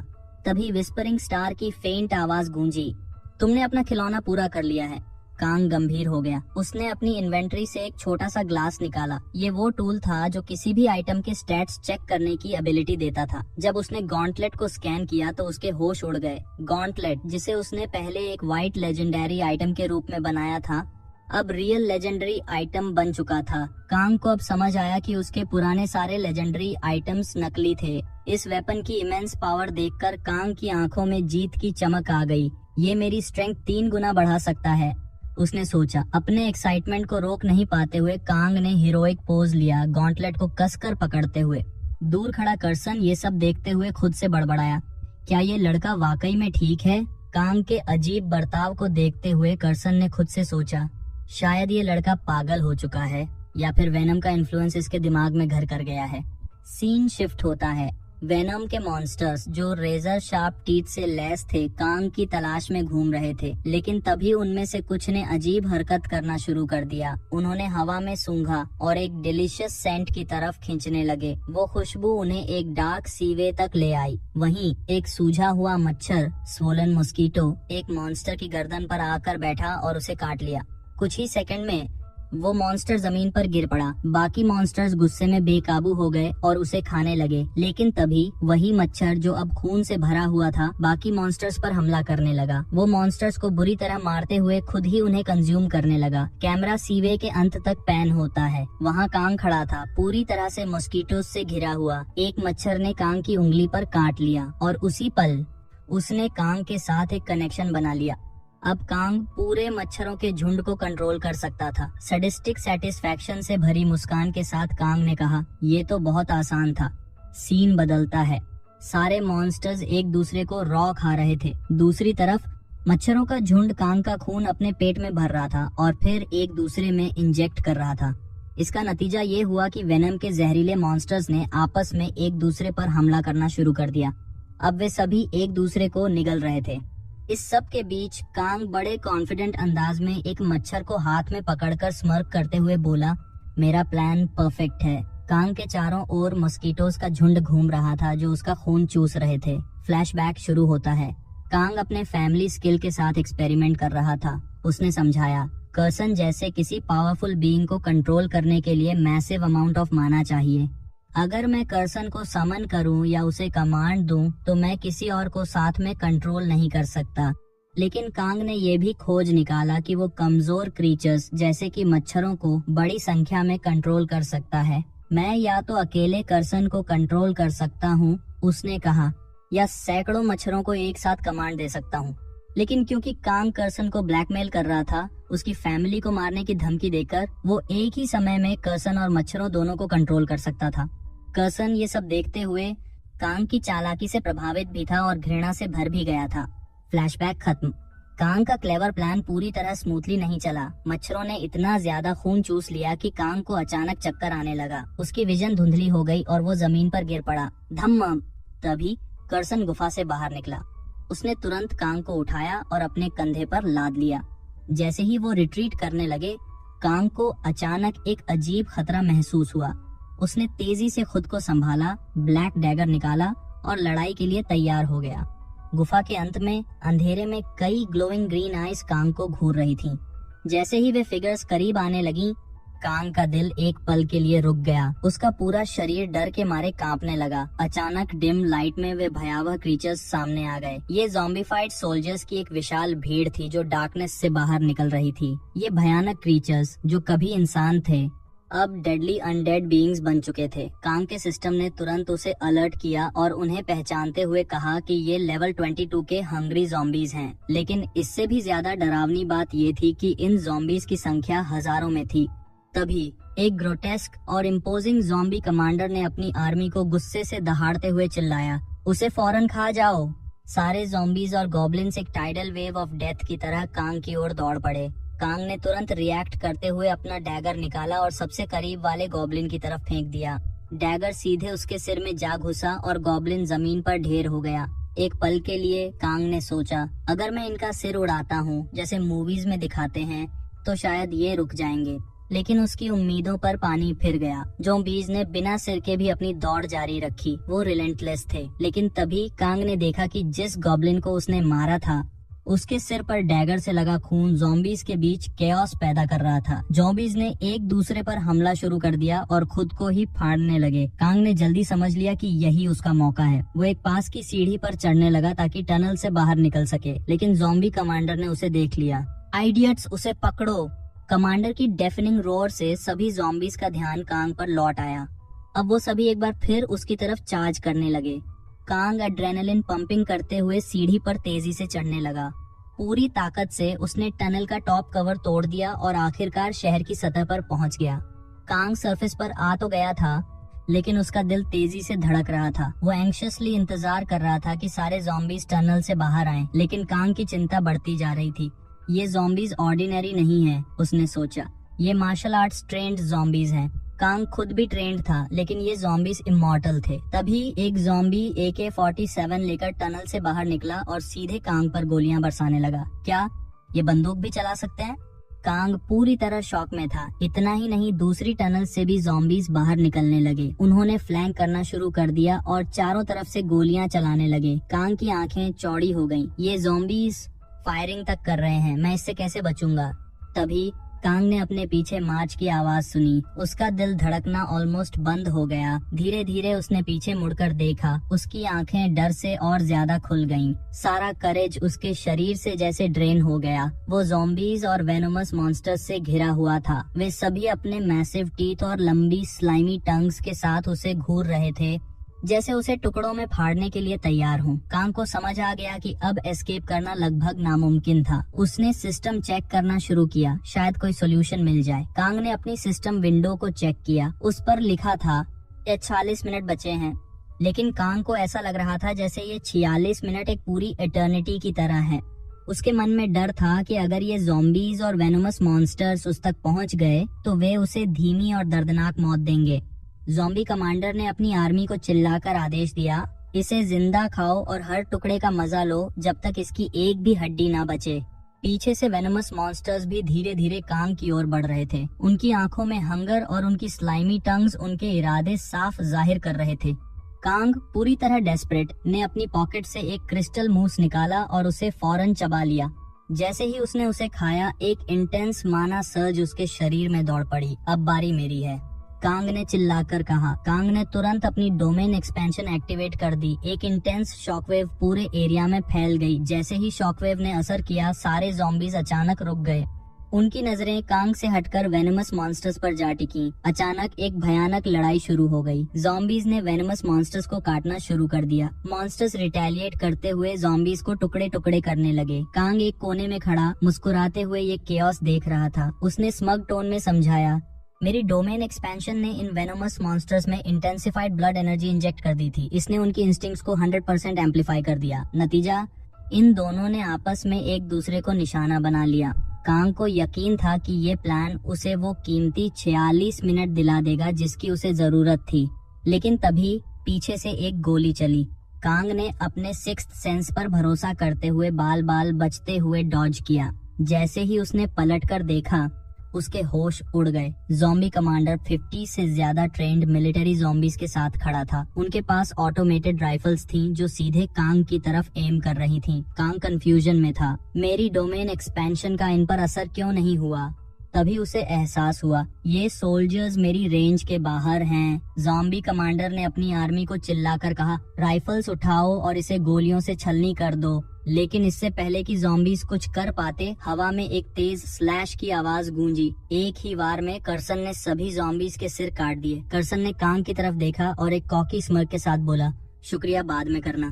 कांग का दिल खुशी से भर गया। उसे ऐसा लगा जैसे उसने कोई पर्सनल विक्ट्री फिर से जी ली हो। कर्सन के हाथ में एक मैसिव ब्लैक साइथ थी, एक लेजेंडरी वेपन जिसे कांग ने खुद फॉर्ज किया था। साइथ की एक खासियत थी, ये अपने दुश्मनों को एक्टिवली ट्रैक करता और खत्म करने के बाद उन्हें कर्स करता था। जैसे ही कर्सन ने अपने दुश्मनों का सफाया किया, वो साइथ खुद ब खुद उसकी ओर लौट आई, जैसे थोर का म्योल्निर। कर्सन ने डेविलिश ग्रिन के साथ साइथ को घुमाया। उससे निकलती हुई ऑरा ने पूरे माहौल को डरावना बना दिया। चलो अगले वेव का सामना करते हैं, कर्सन ने कहा। कांग और कर्सन दोनों लड़ाई के लिए पूरी तरह तैयार थे। केओस अनलीश करने का समय आ चुका था। कुछ ही पलों में कर्सन ने अपने साइथ के एक और वार में सभी ज़ॉम्बीज को खत्म कर दिया। फिर उसने हीरोइक पोज लिया, पूरी तरह कांग की नकल करते हुए। मैंने अच्छा किया है ना? उसने स्मग तरीके से पूछा। कांग ने एक छोटी सी हंसी के साथ कहा, तुम ना कर्सन कभी नहीं सुधरोगे। कांग ने पीछे मुड़कर देखा और सोचा, आखिरकार कर्सन भी मेरी पर्सनैलिटी को अपनाने लगा है। लेकिन ज़ॉम्बी कमांडर को ये बिल्कुल पसंद नहीं आया। गुस्से में उसने अपने मरे हुए साथी की बंदूक उठाई और कर्सन पर गोलीबारी शुरू कर दी। हालांकि जैसे ही उसने फायर करने की कोशिश की, उसकी बंदूक फ्रीज हो गई। ये कर्सन की ब्लैक साइट का असर था। कर्सन ने इस मौके का फायदा उठाया। एक ही वार में उसने कमांडर का हाथ और बंदूक दोनों 2 हिस्सों में काट दिए। उसने कमांडर को एक जोरदार किक भी मारी, जिससे वो दूर जाकर गिरा। कांग देख रहा था कि कर्सन एक एक करके ज़ॉम्बीज को खत्म कर रहा था। कांग ने मन ही मन सोचा, कुछ दिन पहले तक अगर मैंने कर्सन को कोई काम करने का आदेश दिया होता तो वो कभी सही से नहीं करता। लेकिन जब से कांग ने कर्सन को ब्लैक साइट गिफ्ट किया है, कर्सन पूरी तरह से टेम हो गया था। अब तो ऐसा लगता था जैसे कर्सन को कांग बहुत पसंद है। वो कांग की हर बात सुनने लगा था। लेकिन तभी कांग की सोच पर एक बड़ा झटका लगा। एक वेनम हल्क मॉन्स्टर ने कांग पर जोरदार हमला किया। कांग मुश्किल से उस स्मैश को डॉज कर पाया और खुद को चारों ओर से घिरा हुआ पाया। वेनम मॉन्स्टर पर कांग की डोमेन एक्सपेंशन का असर हो रहा था, जिससे ज़ॉम्बीज ने उसे फिर से पकड़ लिया। एक और भयानक लड़ाई शुरू हो गई, ज़ॉम्बीज और वेनम मॉन्स्टर के बीच। कांग ने अपने लेफ्ट और राइट देखा। ज़ॉम्बीज और वेनम मॉन्स्टर्स की संख्या लगातार बढ़ रही थी। हालात बदतर होते जा रहे थे। तभी कांग को महसूस हुआ कि उसकी डोमेन एक्सपेंशन धीरे धीरे खत्म हो रही है। अब उसकी सर्वाइवल और मुश्किल लगने लगी थी। लेकिन अचानक आसमान में एक विशाल और भयानक लाल बवंडर रेड टोर्नेडो दिखाई दिया। ये एक मस्कीटो स्वॉर्म था। मच्छरों को देखकर कांग को समझ में आया कि अब उसे अपनी सीक्रेट वेपन का इस्तेमाल करना पड़ेगा। कांग ने खुद से कहा, मुझे इस वेपन को बनाने में बहुत वक्त लगा और सच कहूँ तो मुझे खुद नहीं पता ये काम करेगा या नहीं। ये कांग का लास्ट रिजॉर्ट था। उसने अपनी इन्वेंट्री से एक अजीब सी सफेद कपड़े की चादर निकाली। जैसे ही उसने उसे अपने शरीर के चारों ओर लपेटा, वो पूरी तरह इनविजिबल हो गया। अब एक भूत की तरह दिखते हुए कांग ने एक खतरनाक टोन में कहा, उम्मीद है कि तुम सब आपस में अच्छे से घुल मिल जाओगे। लाल मच्छरों का झुंड पूरे एरिया में फैल गया। कांग की मौजूदगी अब छिप चुकी थी। मच्छरों ने ज़ॉम्बीज और मॉन्स्टर्स में कांग का पॉइजनस ब्लड इंजेक्ट करना शुरू कर दिया। जैसे ही ये हुआ, पूरे एरिया में केओस मच गया। ज़ॉम्बीज और मॉन्स्टर्स एक दूसरे पर टूट पड़े। कांग, जो शैडोज में छिपा हुआ था, बहुत खुश था। उसने सोचा, मेरा प्लान पूरी तरह काम कर गया। कांग ने रिफ्लेक्ट करते हुए कहा, मैंने सोचा था कि ये सफेद चादर बेकार है, लेकिन इसने मुझे मौत के मुंह से बचा लिया। लेकिन ठीक उसी पल एक ज़ॉम्बी ने कांग की टांग पर जोरदार काट लिया।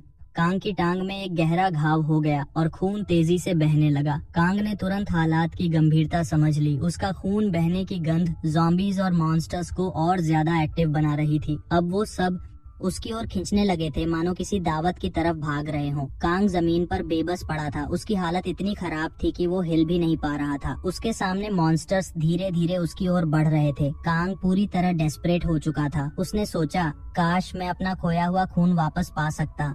शायद तब मेरी कोई उम्मीद होती। तभी उसकी नजर मॉन्स्टर्स के खून पर पड़ी, जो जमीन पर इकट्ठा हो रहा था। एक सिनिस्टर मुस्कान कांग के चेहरे पर फैल गई। उसने अपनी मच्छरों की टीम को आदेश दिया, जाओ, इन वेनमस मॉन्स्टर्स का सारा खून चूस लो। मच्छरों ने तुरंत आदेश माना। उन्होंने मॉन्स्टर्स को पूरी तरह ड्रेन कर दिया। जैसे ही मॉन्स्टर्स का खून खत्म हुआ, वो स्केलेटन्स में बदल गए और वहीं गिर पड़े। इसके बाद मच्छरों ने वही वेनमस ब्लड कांग के शरीर में इंजेक्ट करना शुरू कर दिया। जैसे ही खून कांग के शरीर में पहुंचा, उसने जोर से चिल्लाना शुरू कर दिया। उसकी चीखें पागलों जैसी गूंजने लगीं। एक शॉक वेव उसके शरीर से निकली, जिसने मच्छरों को चारों ओर उड़ा दिया। कांग इंटेंस दर्द महसूस करने लगा। उसकी हालत इतनी खराब हो गई कि उसने होश खो दिया। उसका शरीर अनकंट्रोलेबली कांप रहा था और वो जमीन पर गिर पड़ा। उसकी आंखों से आंसू निकलने लगे और उसने जोर से चीखते हुए कहा, क्या मैं मरने जा रहा हूँ? तभी एक मॉन्स्टर ने आगे बढ़ते हुए कांग की गर्दन पर हमला करने के लिए अपना पंजा उठाया। लेकिन जैसे ही पंजा कांग की गर्दन पर गिरा, कुछ अजीब हुआ। मॉन्स्टर का हाथ इम्पैक्ट से चूर चूर हो गया। उस पल कांग हवा में उड़ा और मॉन्स्टर के दाहिने हाथ को काटकर अलग कर दिया। जैसे ही कांग का फुल फॉर्म सामने आया, उसका चेहरा ज़ॉम्बीफाइड मॉन्स्टर जैसा लग रहा था।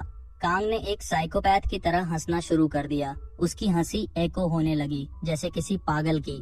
फिर कांग ने एक जोरदार मेनेसिंग रोर किया। अब वो पूरी तरह से ब्लड थर्स्टी मॉन्स्टर बन चुका था। कांग ने अपनी सफेद क्लोक, जो मून नाइट जैसी लग रही थी, पहन रखी थी। अब वो हवा में उड़ता हुआ मेनेसिंग ऑरा के साथ नीचे आया। उसने एक वेनमस मॉन्स्टर की पीठ पर इतनी जोर से वार किया कि उसकी रीढ़ की हड्डी टूट गई। कांग ने अपनी इमेंस स्ट्रेंथ से उस मॉन्स्टर का मुंह पकड़ा और जबरदस्ती उसे खोल दिया। उसके दांत रेजर शार्प फैंग्स में बदल गए, जो वेनमस मॉन्स्टर के जैसे थे। कांग ने अपना मुंह चौड़ा किया और एक क्रंच के साथ मॉन्स्टर का सिर काटकर उसे पूरा निगल लिया। सिस्टम ने तुरंत नोटिफाई किया, आपने एक नए प्रकार का खून अब्सॉर्ब कर लिया है। अब वेनमस मॉन्स्टर की सभी विशेषताएं आपके शरीर का हिस्सा बन चुकी हैं। साथ ही सिस्टम ने बताया कि कांग की एबिलिटी 30% तक बढ़ गई है, लेकिन एक ड्रॉबैक भी था। मॉन्स्टर का खून उसकी नसों में फैलने लगा। कांग का शरीर अचानक से मोबिलाइज्ड हो गया। वो वहीं जमीन पर गिर पड़ा। कांग ने अचानक अपने शरीर में एक्सक्रूशिएटिंग पेन महसूस किया। उसने अपने हाथों की तरफ देखा। उसकी नसें उभरी हुई थीं और उसकी त्वचा सिकुड़ चुकी थी। उसका दिल ऐसा महसूस कर रहा था जैसे उसे कुचल दिया गया हो। दर्द इतना भयानक था कि कांग ने जोर से चिल्लाया। उसका मुंह पागलों की तरह चौड़ा हो गया। उसे ऐसा लग रहा था कि उसका हर अंग धीरे धीरे उसे ही खा रहा है। सीन शिफ्ट होता है। अब कांग अपनी इस टॉर्चर और पागलपन की स्थिति में एक रेजिंग बीस्ट की तरह ज़ॉम्बीज और मॉन्स्टर्स को स्लॉटर कर रहा था। सिस्टम लगातार नोटिफाई कर रहा था, कॉन्स्टलेशंस अब तुम्हारी ओर ध्यान दे रहे हैं। Starving star, conquering star, whispering star और मोनार्क स्टार, चारों कॉन्स्टलेशंस कांग को बहुत ध्यान से देख रहे थे। कांग ने ऊपर देखते हुए एक डिफाइंट स्नाल के साथ कहा, तुम लोगों को दूसरों को एगनी में देखना बहुत पसंद है ना? लोगों को मजबूर करते हो कि वो तुमसे मदद की भीख मांगे, लेकिन मैं दूसरों की तरह नहीं हूँ। चाहे मेरी मौत कितनी भी करीब क्यों न हो, मैं कभी तुमसे मदद नहीं मांगूंगा। कांग ने एक जोरदार दहाड़ मारी और हवा में छलांग लगाई। फिर उसने पूरी ताकत से जमीन पर वार किया। बैम! इससे इतनी बड़ी शॉकवेव निकली कि आसपास की हर चीज उड़ने लगी। कांग ब्लाइंडिंग स्पीड से आगे बढ़ा। जो भी ज़ॉम्बी या मॉन्स्टर उसके रास्ते में आया, वो उसे पल भर में खत्म कर रहा था। लेकिन तभी उसकी एनर्जी डिप्लीट हो गई। उसका शरीर बेबस होकर जमीन पर गिर पड़ा। तभी एक मैसिव हल्किंग वेनम मॉन्स्टर, जिसकी मांसपेशियां और 6 पैक एब्स किसी मशीन की तरह रिपल कर रही थी, हवा में उछला और पूरी ताकत से कांग पर आ गिरा। बैम! उसकी रिब केज बुरी तरह चटक गई। वेनम मॉन्स्टर ने कांग का सिर पकड़कर जमीन में इतनी जोर से दबाया कि कांग हिल भी नहीं पाया। इसी बीच 5 और मसल पैक मॉन्स्टर्स कांग के चारों ओर उतरे। उन्होंने बारी बारी से उसके पेट पर रिलेंटलेस पंच मारे। कांग का पेट फट गया और उसकी आंतें बाहर निकलने लगी। दर्द इतना भयानक था कि कांग का शरीर जमीन पर तड़पने लगा। तभी 5-6 और वेनम मॉन्स्टर्स प्रकट हुए। उन्होंने कांग के सिर को घेर लिया। अपने रेजर शार्प माउथ्स को खोलते हुए वे उसे जिंदा खाने के लिए तैयार थे। एक एक करके वे कांग के पेट, टांगों और गर्दन को चबाने लगे। हर पल के साथ कांग का शरीर अपनी लाइफ फोर्स खो रहा था। लेकिन एक अजीब समस्या थी। जैसे ही कांग का हेल्थ 10% से नीचे जाता, सिस्टम उसकी हेल्थ फिर से रिस्टोर कर देता और मॉन्स्टर्स फिर से उसे खाना शुरू कर देते। ये एक एंडलेस साइकिल बन गया। कांग बार बार मरता लेकिन फिर जिंदा हो जाता। तभी कुछ ऐसा हुआ जिसने सब कुछ बदल दिया। कांग का इनर डीमन जाग गया। उसने एक मॉन्स्टर की गर्दन अपने रेजर शार्प टीथ से काटी और एक ही वार में उसका सिर खा गया। इसके बाद कांग पूरी तरह क्रेजी हो गया। उसने चिल्लाकर कहा, तुम सब गद्दारों को मैं एक एक करके खा जाऊंगा। कांग खड़ा हुआ। उसके मुंह से खून टपक रहा था। उसने घोषणा की, मैं तुम्हारे हर अंग को फाड़ दूंगा, तुम में से एक भी नहीं बचेगा। यह कहते हुए कांग ने एक जोरदार रोर मारा और हवा में छलांग लगाई। उसने एक एक करके वेनमस मॉन्स्टर्स के सिर पकड़े और उन्हें वाटरमेलन की तरह चकनाचूर कर दिया। लेकिन यही नहीं, कांग ने इस प्राइमल रेज का मजा लेना शुरू कर दिया। एक एक करके उसने मॉन्स्टर्स को पूरे का पूरा निगलना शुरू कर दिया। अपने चेहरे पर एक साइकोपैथिक ग्रिन के साथ कांग बोला, तुम मुझे खाने आए थे, है ना? अब मैं तुम्हें सबको खा जाऊंगा। सीन शिफ्ट होता है। ज़ॉम्बी कमांडर का निचला शरीर पूरी तरह से नष्ट हो चुका था। वो बैटलफील्ड से घिसटते हुए भागने की कोशिश कर रहा था। कमांडर का शरीर अब कांप रहा था। उसने कांग की तरफ देखा और मन ही मन सोचा, ये इंसान, ये किसी भी मॉन्स्टर से ज्यादा खतरनाक है। अब कमांडर का कांग को खाने का कोई इरादा नहीं था। अब तो वो बस इस हॉरर से बचकर भागना चाहता था। कमांडर जैसे ही आगे बढ़ा, उसने एक भयानक दृश्य देखा। एक लाशों के ढेर के ऊपर बैठा हुआ हर आखिरी टुकड़ा चबा रहा था कांग। कांग अब एक ब्लड थर्स्टी डीमन की तरह लग रहा था। उसकी भयानक लाल चमकती आंखें और उसके रेजर शार्प टीथ जो ब्लड रेड मून की रोशनी में चमक रहे थे। ज़ॉम्बी कमांडर वहीं फ्रीज हो गया। डर के मारे उसकी हालत हर सेकंड बदतर होती जा रही थी। कांग धीरे धीरे कमांडर की तरफ कदम बढ़ाने लगा। उसकी आंखें अंधेरे को चीरते हुए चमक रही थीं। कमांडर इतना डरा हुआ था कि उसे लगा जैसे वो वहीं अपनी पैंट में पेशाब कर देगा। कांग के चेहरे पर अब किसी भी तरह की ह्यूमैनिटी का निशान नहीं था। वो पूरी तरह से एक बीस्ट बन चुका था। कमांडर ने डेस्परेशन में कांग की टांग पर वार किया, लेकिन इसके बावजूद कांग रुकने का नाम नहीं ले रहा था। वो एक अनस्टॉपेबल ज़ॉम्बी की तरह लंगड़ाते हुए भी आगे बढ़ता रहा। कांग ने एक जानवर जैसी रेज में अपना हाथ घुमाया और ज़ॉम्बी कमांडर का दाहिना कंधा पूरी तरह उड़ा दिया। फिर उसने एक छलांग मारी और कमांडर के ठीक सामने आकर उतरा। कमांडर के डर से कांपते हुए चेहरे को देखते हुए कांग ने अपने दांत कमांडर के चेहरे में घुसा दिए। कुछ ही सेकंड में उसने उसका पूरा चेहरा फाड़कर खा लिया। ज़ॉम्बी कमांडर अब पहचानने लायक भी नहीं बचा था। अगले 48 मिनटों में कांग ने वहां मौजूद हर मॉन्स्टर को खत्म कर दिया। जो भी दिखा उसे चबा डाला। हर दिशा में सिर्फ टुकड़े और खून बिखरे हुए थे। जब वहां अब कुछ भी नष्ट करने को नहीं बचा, कांग आखिरकार थक कर जमीन पर गिर पड़ा। तभी सिस्टम ने कांग को नोटिफाई किया, क्वेस्ट कंप्लीटेड। कांग को सिल्वर चेस्ट मिलने वाला था, लेकिन उसकी एक्स्ट्रॉर्डिनरी परफॉर्मेंस के चलते सिस्टम ने उसे गोल्डन चेस्ट दिया। सिस्टम ने ये भी बताया कि कांग के शरीर से सारा कर्स हटा दिया गया है। सभी साइड इफेक्ट्स को डीएक्टिवेट कर दिया गया है। इसके अलावा एक और नोटिफिकेशन आया, तुमने मॉन्स्टर के एक हिस्से को अपने शरीर में अब्सॉर्ब कर लिया है। कांग ने धीरे धीरे अपनी आंखें खोली। उसने एक गहरी सांस ली, जैसे पहली बार राहत महसूस कर रहा हो। उसने लाल आसमान की तरफ देखा, जहां एक भयानक रेड मून चमक रहा था। लेकिन कांग ने महसूस किया कि उसके अंदर एक इंटेंस हंगर अब भी मौजूद थी। उसने खुद से बुदबुदाते हुए कहा, क्या एक दिन ये भूख मुझे ही खत्म कर देगी? फिलहाल कांग ने राहत की सांस ली। उसने सोचा ये भयानक क्वेस्ट आखिरकार खत्म हो गया है। लेकिन इससे पहले कि कांग इस शांति का आनंद ले पाता, उसके पीछे से एक लाउड हॉर्न की आवाज आई। इस आवाज ने उसकी रीढ़ में सिहरन भर दी। कांग तुरंत खड़ा हो गया, एक और लड़ाई के लिए तैयार। जैसे ही उसने पीछे मुड़कर देखा, उसने एक विशाल काली शैडो आर्मी को अपनी ओर आते देखा। कांग को एहसास हुआ कि ये नाइटमेयर अब भी खत्म नहीं हुआ है। तभी शैडोज के बीच से अजीब लोग प्रकट होने लगे। कांग ने देखा कि एक मास्क्ड इंडिविजुअल्स का ग्रुप नाच रहा था, जैसे किसी त्योहार का जश्न मना रहे हों। वे म्यूजिकल इंस्ट्रूमेंट्स बजा रहे थे, धीरे धीरे कांग की ओर बढ़ते हुए। इनमें से एक फिगर बाकी से अलग दिख रहा था। वो एक काले मास्क और चेहरे पर काले सील पैक टेप से ढका हुआ था। वो एक मैसिव एंजल फिश मॉन्स्टर पर सवार था, जिसके हाथ में एक लाल आयरन हैंडल था, जैसे कोई घुड़सवार। कांग की आंखें चौड़ी हो गईं जब उसने देखा कि वो अकेला नहीं था। वहाँ सैकड़ों ऑर्क्स भी थे। उनके चेहरों पर ब्लैक स्टोन जड़े हुए थे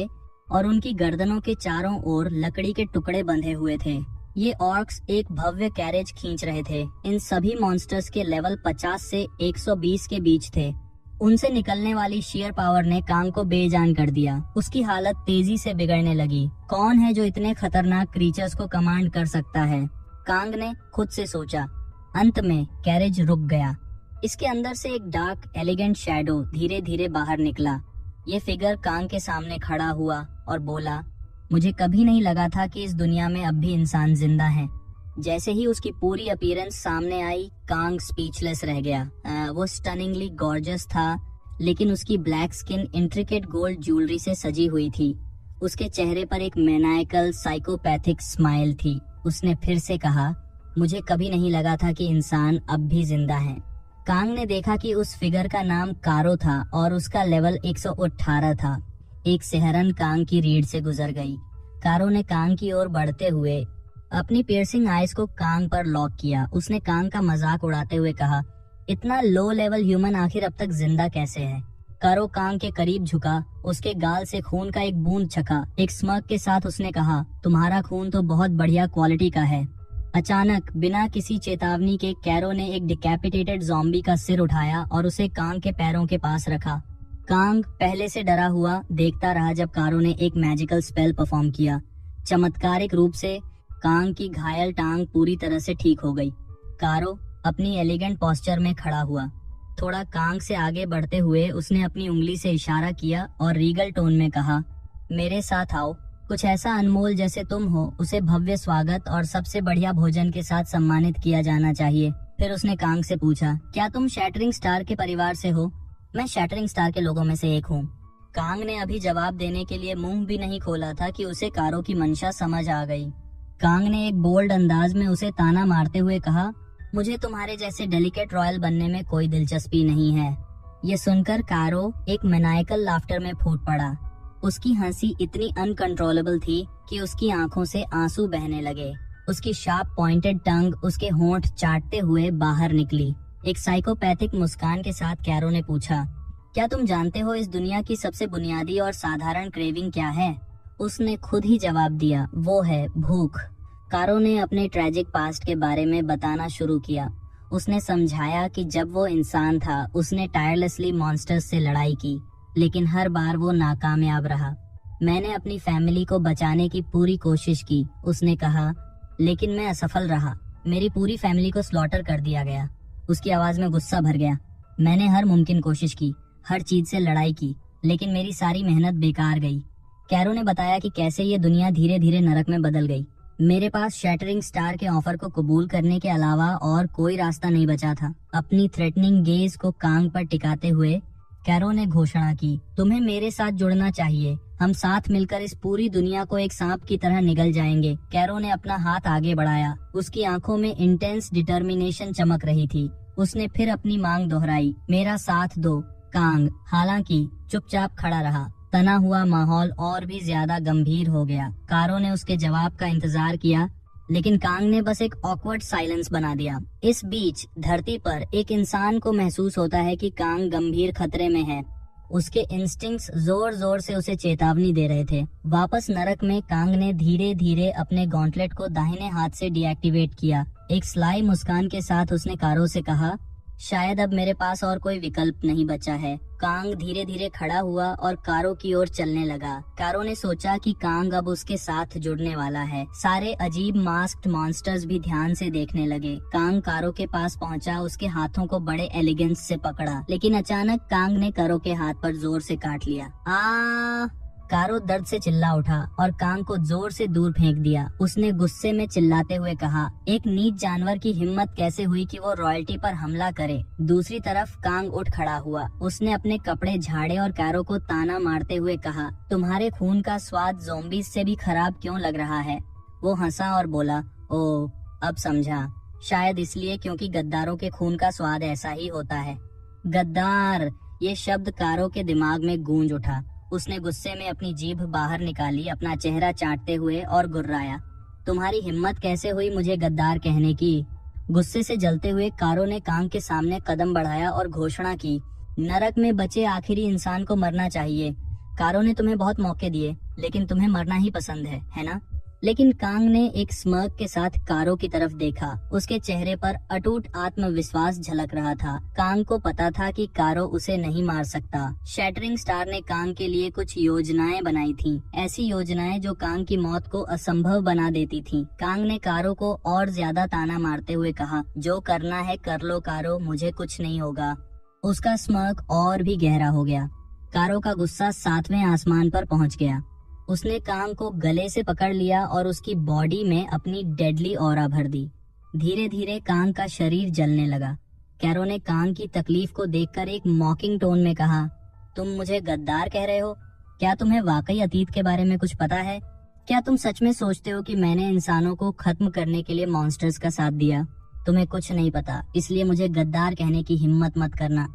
कांग अब ब्रिंक ऑफ डेथ पर था, लेकिन तभी कैरो ने पीछे से एक इंटेंस ऑरा को महसूस किया। सिस्टम ने कैरो को तुरंत नोटिफाई किया, मोनार्क सेलेस्टियल स्टार तुम्हें चेतावनी दे रहा है। तभी एक मैसिव शॉकवेव चारों ओर फैल गई। कैरो को दूर फेंक दिया गया। कांग कैरो की पकड़ से छूटकर जमीन पर गिर पड़ा, बेहोश। सेलेस्टियल स्टार की पावर इतनी जबरदस्त थी कि कारो का पूरा ग्रुप भी हवा में उछल गया। कारो घबराकर जमीन पर गिर पड़ा। वो तुरंत अपना सिर जमीन पर पटकते हुए बोला, मुझे माफ कर दो, मुझे नहीं पता था कि सेलेस्टियल स्टार ने इसके लिए कोई योजना बनाई है। करो पूरी तरह कांपते हुए अपने ग्रुप को इकट्ठा करता है और वहां से भाग जाता है। दूसरी तरफ कांग अब भी जमीन पर मोशनलेस पड़ा था, बेहोश। सेलेस्टियल स्टार की शॉकवेव के अवशेष अब भी हवा में महसूस किए जा सकते थे। बहुत देर के बाद कांग को होश आया। वो धीरे धीरे अपनी जगह से उठने लगा, लेकिन अब कांग बेहद गुस्से और चिढ़ में था। उसने अपने हाथ फैलाए, आसमान की तरफ देखा और चिल्लाया, तुम जो चाहो कर लो, लेकिन मैं तुम्हारे सामने कभी सिर नहीं झुकाऊंगा। थका हुआ कांग फिर से जमीन पर गिर पड़ा और बेहोश हो गया। लगभग आधे घंटे तक वो वहीं पड़ा रहा। इस दौरान कांग ने एक विजन देखा। उसने सपने में देखा कि धरती पर कोई उसका इंतजार कर रहा है। उसने देखा कि कोई इंसान उसे पुकार रहा है। आखिरकार कांग ने अपनी आंखें खोली। जैसे ही उसकी नजर ऊपर गई, उसने रेनर को अपने ऊपर खड़ा पाया। रेनर ने अपनी आंखें चौड़ी की और अपनी थाई कांग को दिखाई। कांग पूरी तरह से कंफ्यूज्ड होकर पूछा, तुमने अपनी जान के साथ क्या किया? राइनर ने काम तरीके से समझाया, जब तुम जमीन पर बेहोश थे, तुमने मेरी थाई को काटा और मेरा खून चूस लिया। कांग ने शौक में पूछा, क्या? रेनर ने कांग को शांत करते हुए कहा, रिलैक्स, मुझे इससे कोई दिक्कत नहीं है। वैसे भी मैं हमेशा तुम्हारा खून पीती हूँ। उसने जोड़ा, जब तुमने मेरा खून चूसा, तुम्हारी हेल्थ तुरंत इम्प्रूव हो गई। और हाँ, जब तुम बेहोश थे, मैंने भी तुम्हारा खून चूस लिया। कांग ये सुनकर हक्का बक्का रह गया, लेकिन फिर उसने अपना ध्यान अपनी रिवॉर्ड्स पर लगाया। जैसे ही उसने सिस्टम चेक किया, उसने एक पर्पल सिल्वर चेस्ट देखा जिस पर एक सांप का आइकन बना हुआ था। कांग को समझ आ गया कि ये चेस्ट बहुत खास होने वाला है। उसने चेस्ट खोला और उसमें से एक प्लैटिनम कार्ड निकला। कांग ने पहले सिल्वर और गोल्ड कार्ड्स देखे थे, लेकिन प्लैटिनम कार्ड कभी नहीं देखा था। प्लैटिनम कार्ड चमक रहा था और उसे एक टूटी हुई नॉर्मल शार्प ब्लेड गिरा। ये देखकर कांग निराश हो गया। उसने सोचा, प्लैटिनम कार्ड से ऐसी चीज कोई तरीका नहीं है कि ये सिर्फ एक टूटी हुई तलवार हो। कांग ने अपनी क्रिस्टल ग्लासेस का इस्तेमाल कर तलवार की स्टेटस चेक की। वो जानकर चौंक गया कि तलवार का नाम ग्लटनी था और उसका रैंक कॉमन था। Common rank. कांग को अपनी आंखों पर भरोसा नहीं हुआ, लेकिन जब उसने गहराई से जांच की तो उसे पता चला कि ये तलवार पहले अडामांटियम नाम के शख्स द्वारा इस्तेमाल की गई थी। अडामांटियम स्टार्विंग स्टार के एक डायरेक्ट फैमिली मेंबर थे। इस तलवार की खासियत ये थी कि ये दूसरे हथियारों को निगल सकती थी और अपनी ताकत बढ़ा सकती थी। जिज्ञासा में कांग ने इसे टेस्ट करने का फैसला किया। उसने अपनी लेजेंडरी डैगर निकाली और ग्लटनी को उसे डिवॉर करने का आदेश दिया, लेकिन कुछ नहीं हुआ। ये देखकर कांग खुद को ऑकवर्ड और एम्बैरेस्ड महसूस करने लगा। वो एक कोने में बैठ गया और खुद से कहा, मैं वाकई बेवकूफ हूँ। थोड़ी देर बाद उसने फिर से कोशिश की। इस बार उसने ग्लटनी को अपने ब्लैक लेजेंडरी डैगर के साथ क्लैश किया और तभी ग्लटनी तलवार 2 हिस्सों में टूट गई और उसने डैगर को निगल लिया। सिस्टम ने तुरंत कांग को नोटिफाई किया, तलवार अब एक लेजेंडरी स्वॉर्ड बन चुकी है। कांग को पता चला कि ये तलवार उसकी अटैक पावर को 3 गुना बढ़ा देती है। इसकी एक खास एबिलिटी भी है, जब कांग इस तलवार से दुश्मनों को मारता है तो उसके सारे साथियों की हेल्थ बढ़ जाती है। ये देखकर कांग ने गर्व से रेनर की ओर देखा और कहा, ये तलवार मुझे और भी ज्यादा ताकतवर बना देगी। रेनर ने मुस्कुराते हुए जवाब दिया, तुम तो पहले से ही खतरनाक थे कांग, अब तो सबको सावधान रहना पड़ेगा। रेनर ने एक मिस्चीवस मुस्कान के साथ कहा, मुझे तो उम्मीद है कि तुम और ताकतवर बनोगे, क्योंकि इससे तुम्हारा खून और भी स्वादिष्ट हो जाएगा और मैं इसे और ज्यादा चूस सकूंगी। यह सुनकर कांग हक्का बक्का रह गया। उसे समझ में आ गया कि रेनर को सिर्फ उसके खून की परवाह है। सीन शिफ्ट होता है। कांग के हाथ में एक जलती हुई मोमबत्ती है। वो उसी अंधेरे कमरे में प्रवेश करता है जहां उसने पहले एक स्केलेटन ह्यूमन को देखा था। कांग स्केलेटन के डेस्क पर बैठता है, उससे किसी पुराने दोस्त की तरह बातें करते हुए। बूढ़े आदमी, कांग ने स्केलेटन को कहा, मैं तुम्हारा बहुत सम्मान करता हूँ। तुमने आखिर तक मानवता का साथ दिया और अपना दिमाग नहीं खोया। कांग ने सराहा कि ऐसी दुनिया में जहाँ इंसान मॉन्स्टर्स या ज़ॉम्बीज बन गए थे, वो स्केलेटन अब भी मानवता के साथ खड़ा था। कांग ने स्केलेटन के डेस्क को खंगालना शुरू किया। उम्मीद थी कि उसे अपनी फैमिली या अतीत के बारे में कुछ जानकारी मिलेगी, लेकिन उसे कुछ नहीं मिला सिवाय एक स्क्रैप बुक के। जिज्ञासा से भरा कांग ने स्क्रैप बुक खोला। जैसे ही उसने उसके पन्ने पलटे, वो शॉक में आ गया। उसकी आंखें चौड़ी हो गईं। उसने जो पढ़ा वो चौंकाने वाला था। स्क्रैप बुक में लिखा था, धरती के इतिहास की महत्वपूर्ण जानकारी, नरक के पहले डंगो नन के आगमन की कहानी, उसके बाद के तबाही भरे घटनाक्रम और सब कुछ ठीक करने का तरीका। उत्साहित कांग ने जल्दी से इमारत से बाहर कदम रखा, स्क्रैप बुक को कसकर पकड़ते हुए। उसके चेहरे पर एक कॉन्फिडेंट मुस्कान थी। उसने स्केलेटन के कमरे की ओर एक आखिरी बार देखा और खुद से वादा किया, मैं तुम्हारी मेहनत को बेकार नहीं जाने दूंगा। कांग ने कसम खाई कि वो इस स्क्रैप बुक का इस्तेमाल करेगा मानवता को बचाने के लिए और धरती को नरक बनने से रोकेगा। क्या कांग और स्केलेटन का कोई कनेक्शन है? क्या वो स्केलेटन कांग का कोई पूर्वज है, या शायद भविष्य का कांग खुद है? सिर्फ वक्त ही बताएगा। टिंग में हम देखते हैं कि एक औरत अपने बच्चे मारू को ढूंढ रही है। वो पार्क के अंदर गहराई तक जाती है, इधर उधर बेतहाशा उसे पुकारती हुई। तभी पीछे से उसे किसी की आवाज सुनाई देती है। शुरुआत में उसे लगता है कि ये मारू है, लेकिन आवाज में कुछ ऐसा था जो उसकी रूह तक सिहरा गया। जंगल की गहराई से एक डेमोनिक मॉनर प्रकट होता है। उसकी भयानक तेज नजरें अंधेरे को चीरती हुई नजर आती हैं। ये नजारा इतना डरावना था कि औरत को ऐसा लगा जैसे उसकी आत्मा उसके शरीर को छोड़कर जा चुकी हो। डर से बेहाल होकर वो जोर जोर से चिल्लाने लगी। उसकी चीखें पूरे पार्क में गूंज उठी। सीन शिफ्ट होता है। कांग एक शार्प सूट और बूट्स पहने हुए एक एक्सपेंसिव रेस्टोरेंट में बैठा है। वो इस घटना को यूमिन को सुना रहा है। यूमिन उसकी बातें सुनकर जोर जोर से हंसने लगती है। उसकी हंसी पूरे कमरे में गूंजती है। हंसने के बाद यूमिन ने कांग को एक सेडक्टिव स्माइल दी। फिर उसने कांग को लंबे समय तक इंटेंटली घूरा, लेकिन इस हल्के फुल्के माहौल में अचानक बदलाव आ गया। उनकी बातचीत गंभीर हो गई। यूमिन का चेहरा गंभीर हो गया और उसने कांग से उसके ब्लड रिपोर्ट के बारे में कुछ अजीब बात बताई। यूमिन ने खुलासा किया कि कांग का रैंक न पहचाना जा सकता है और न ही मौजूद। ये पूरी तरह से नॉन एग्जिस्टेंट है, उसने कहा। इस बात को कहते हुए यूमिन का चेहरा और गंभीर हो गया। कांग ने ये सुना तो उसकी आंखों में हैरानी साफ झलक रही थी। इस बीच नरक में सीन शिफ्ट होता है। कर्सन अपने ब्लैक सायद को थामे गिनती के बिना मॉन्स्टर्स को बेरहमी से काट रहा था। वो एफर्टलेसली सैकड़ों मॉन्स्टर्स को खत्म कर रहा था, लेकिन अचानक कर्सन के शरीर में कुछ अजीब होने लगा। उसका शरीर धीरे धीरे बढ़ने लगा। उसकी त्वचा फटने लगी। तेज दर्द के कारण उसने अपना ब्लैक सायद जमीन पर फेंक दिया। उसकी हड्डियां टूटने लगीं और फिर अपने आप बनकर जुड़ने लगी। ये पूरी प्रक्रिया भयानक और ग्रोटेस्क थी। जैसे जैसे उसका शरीर बढ़ता गया, उसकी पुरानी त्वचा पूरी तरह से उतर गई। उसकी नई त्वचा लोहे जैसी मजबूत थी। ये ट्रांसफॉर्मेशन इतना दर्दनाक था कि कर्सन जमीन पर दर्द से तड़पने लगा। आखिरकार आधे घंटे की हेलिश एगोनी के बाद कर्सन पूरी तरह बदल चुका था। वो पसीने से तरबतर था। उसका नया रूप अब सामने आया। कर्सन अब एक हॉब गॉब्लिन में इवॉल्व हो चुका था। उसका लेवल 27 तक बढ़ गया था। उसके शरीर पर अब थिक सिक्स पैक एबेस थे। उसका आकार 3 गुना बढ़ गया था और उससे निकलती हुई अद्भुत ताकत की आभा हर किसी को स्तब्ध कर सकती थी। कर्सन ने एक गगनभेदी चीख मारी। उसकी आवाज इतनी जोरदार थी जैसे हल्क दहाड़ रहा हो। उसकी टेरिफाइंग ट्रांसफॉर्मेशन अब पूरी हो चुकी थी। सीन वापस धरती पर शिफ्ट होता है। कांग अपने कमरे में बैठा हुआ एक किताब में पूरी तरह डूबा हुआ था। तभी बाथरूम का दरवाजा खुला। यूमिन एक हॉट नाइट ड्रेस पहने बाहर आई। वो कांग की ओर चलती हुई आई और प्लेफुल अंदाज में पूछने लगी, क्या तुम जर्मन समझ सकते हो? कांग, जो अब नरक में अर्जित अपनी अल्टीमेट ऑल लैंग्वेज स्किल से लैस था, शांतिपूर्वक बोला, मैं बोली जाने वाली भाषा समझ सकता हूँ, लेकिन लिखी हुई भाषा नहीं। ये सुनकर यूमिन उसके सामने बैठ गई। उसने कांग को उसकी ब्लड सैंपल की रिपोर्ट के बारे में बताना शुरू किया। उसने एक डिटेल्ड चार्ट निकाला और बताया कि हर हंटर्स रेड ब्लड सेल्स में छोटे छोटे वायरस और बैक्टीरिया मौजूद होते हैं। यूमिन ने समझाया, माना क्रिस्टल्स रेड ब्लड सेल्स में इकट्ठा हो जाते हैं। उनका आकार ही हंटर्स रैंक को निर्धारित करता है।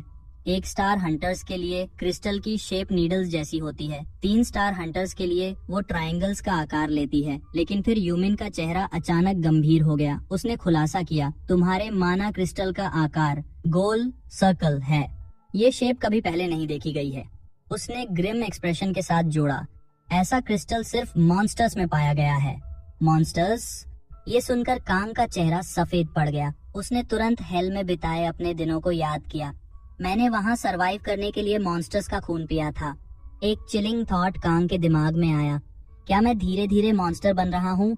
उसने वो सारे मेमोरी फ्रैगमेंट्स याद किए जब उसने मॉन्स्टर्स ब्लड पीने के बाद अजीब चीजें महसूस की थीं। उसका शरीर पसीने से तरबतर हो गया। उसका स्ट्रेस अब असहनीय हो चुका था। दूसरी तरफ यूमिन ने कांग की डिस्कम्फर्ट को नोटिस किया। उसने सोचा कि कांग उसके द्वारा मॉन्स्टर कहे जाने से परेशान हो गया है। थोड़ा घबराकर यूमिन ने जल्दी से सफाई दी।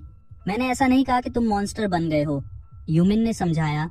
तुम्हारे ब्लड सेल्स मॉन्स्टर्स जैसे सिमिलर जरूर हैं, लेकिन इसका मतलब ये नहीं है कि तुम मॉन्स्टर बन रहे हो।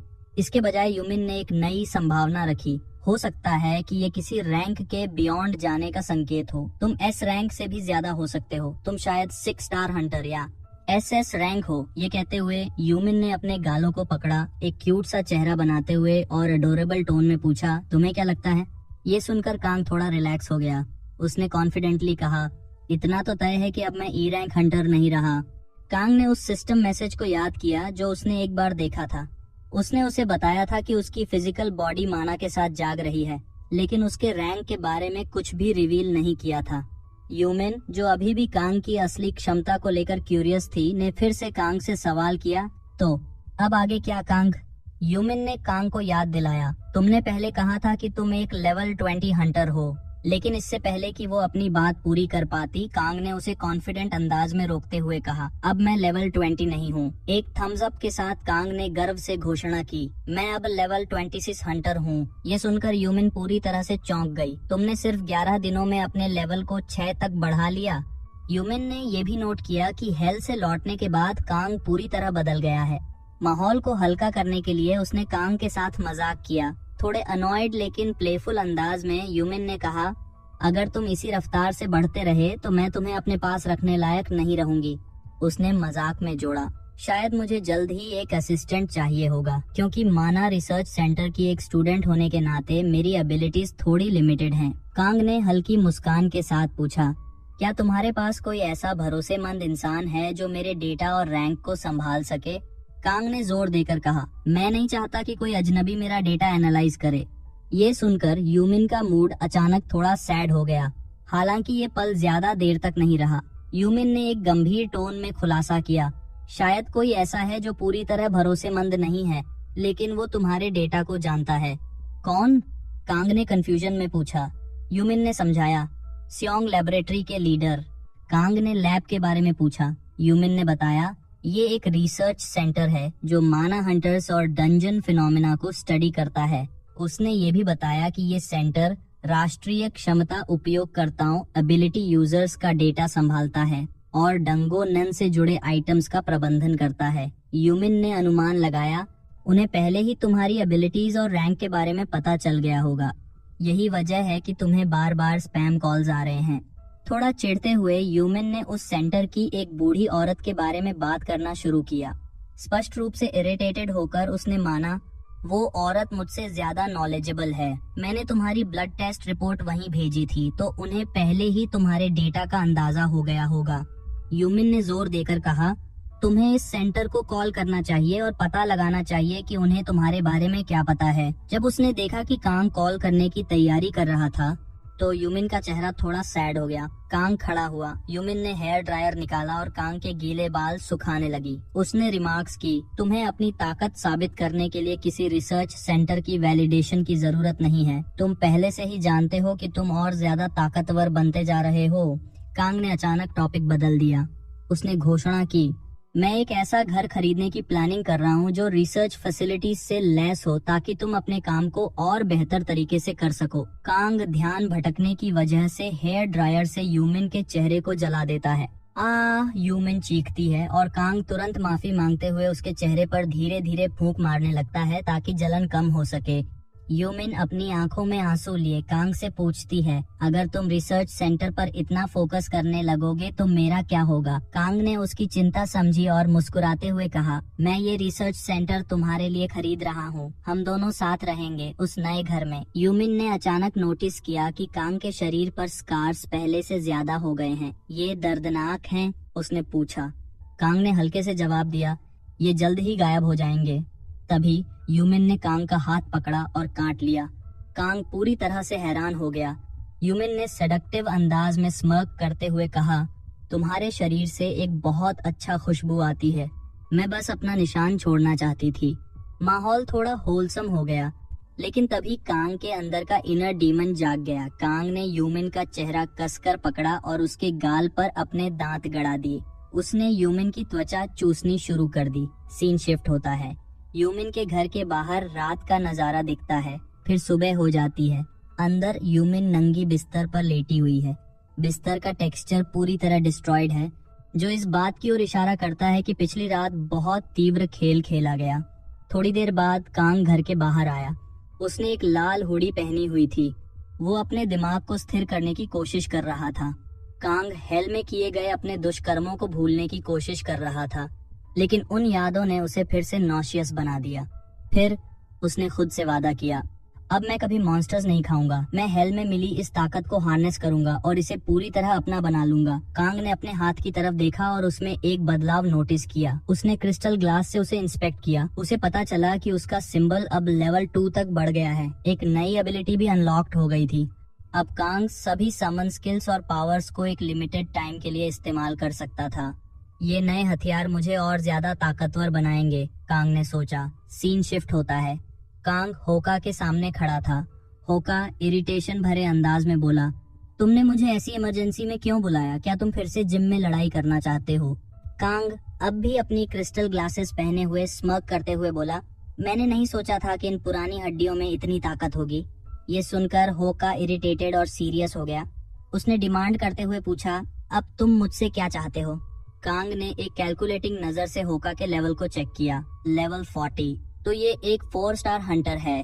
कांग ने समझा कि होका एक A रैंक हंटर है जिसके पास स्किल्स जैसे डबल कट और स्टेल्थ हैं। दूसरी तरफ होका कांग को ध्यान से ऑब्जर्व कर रहा था। होका ने नोटिस किया कि कांग की नजरें उस पर अजीब तरीके से पागलपन भरी लग रही थीं। होका ने कांग की इस अजीब प्रतिक्रिया को पकड़ लिया और गुस्से में आग बबूला हो गया।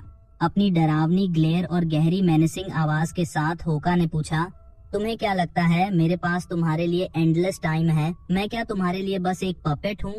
लेकिन कांग बेफिक्र होकर बस स्मर्क कर रहा था। उसने अपनी आइडेंटिटी ग्लास होका की ओर फेंकी। मॉकिंगली कांग ने कहा, जैसा मैंने सोचा था होका, तुम्हारे पास कोई एक्स्ट्रॉर्डिनरी स्किल्स नहीं है। लेकिन फिर कांग ने एक्नॉलेजमेंट भरे लहजे में जोड़ा, फिर भी तुम्हारी ताकत तुम्हारे एक्सपीरियंस से आती है। कांग ने कॉन्फिडेंटली कहा, जब तुम इस ग्लास को मुझ पर इस्तेमाल करोगे, सारी सच्चाई तुम्हारे सामने आ जाएगी। मैं ये साबित कर दूंगा कि मैं अब एक हाई लेवल हंटर हूँ। होका थोड़ी अनिच्छा के साथ आइडेंटिटी ग्लास का इस्तेमाल करता है। जैसे ही उसने कांग की स्टैट्स देखी, उसका मुंह खुला का खुला रह गया। लेवल 26।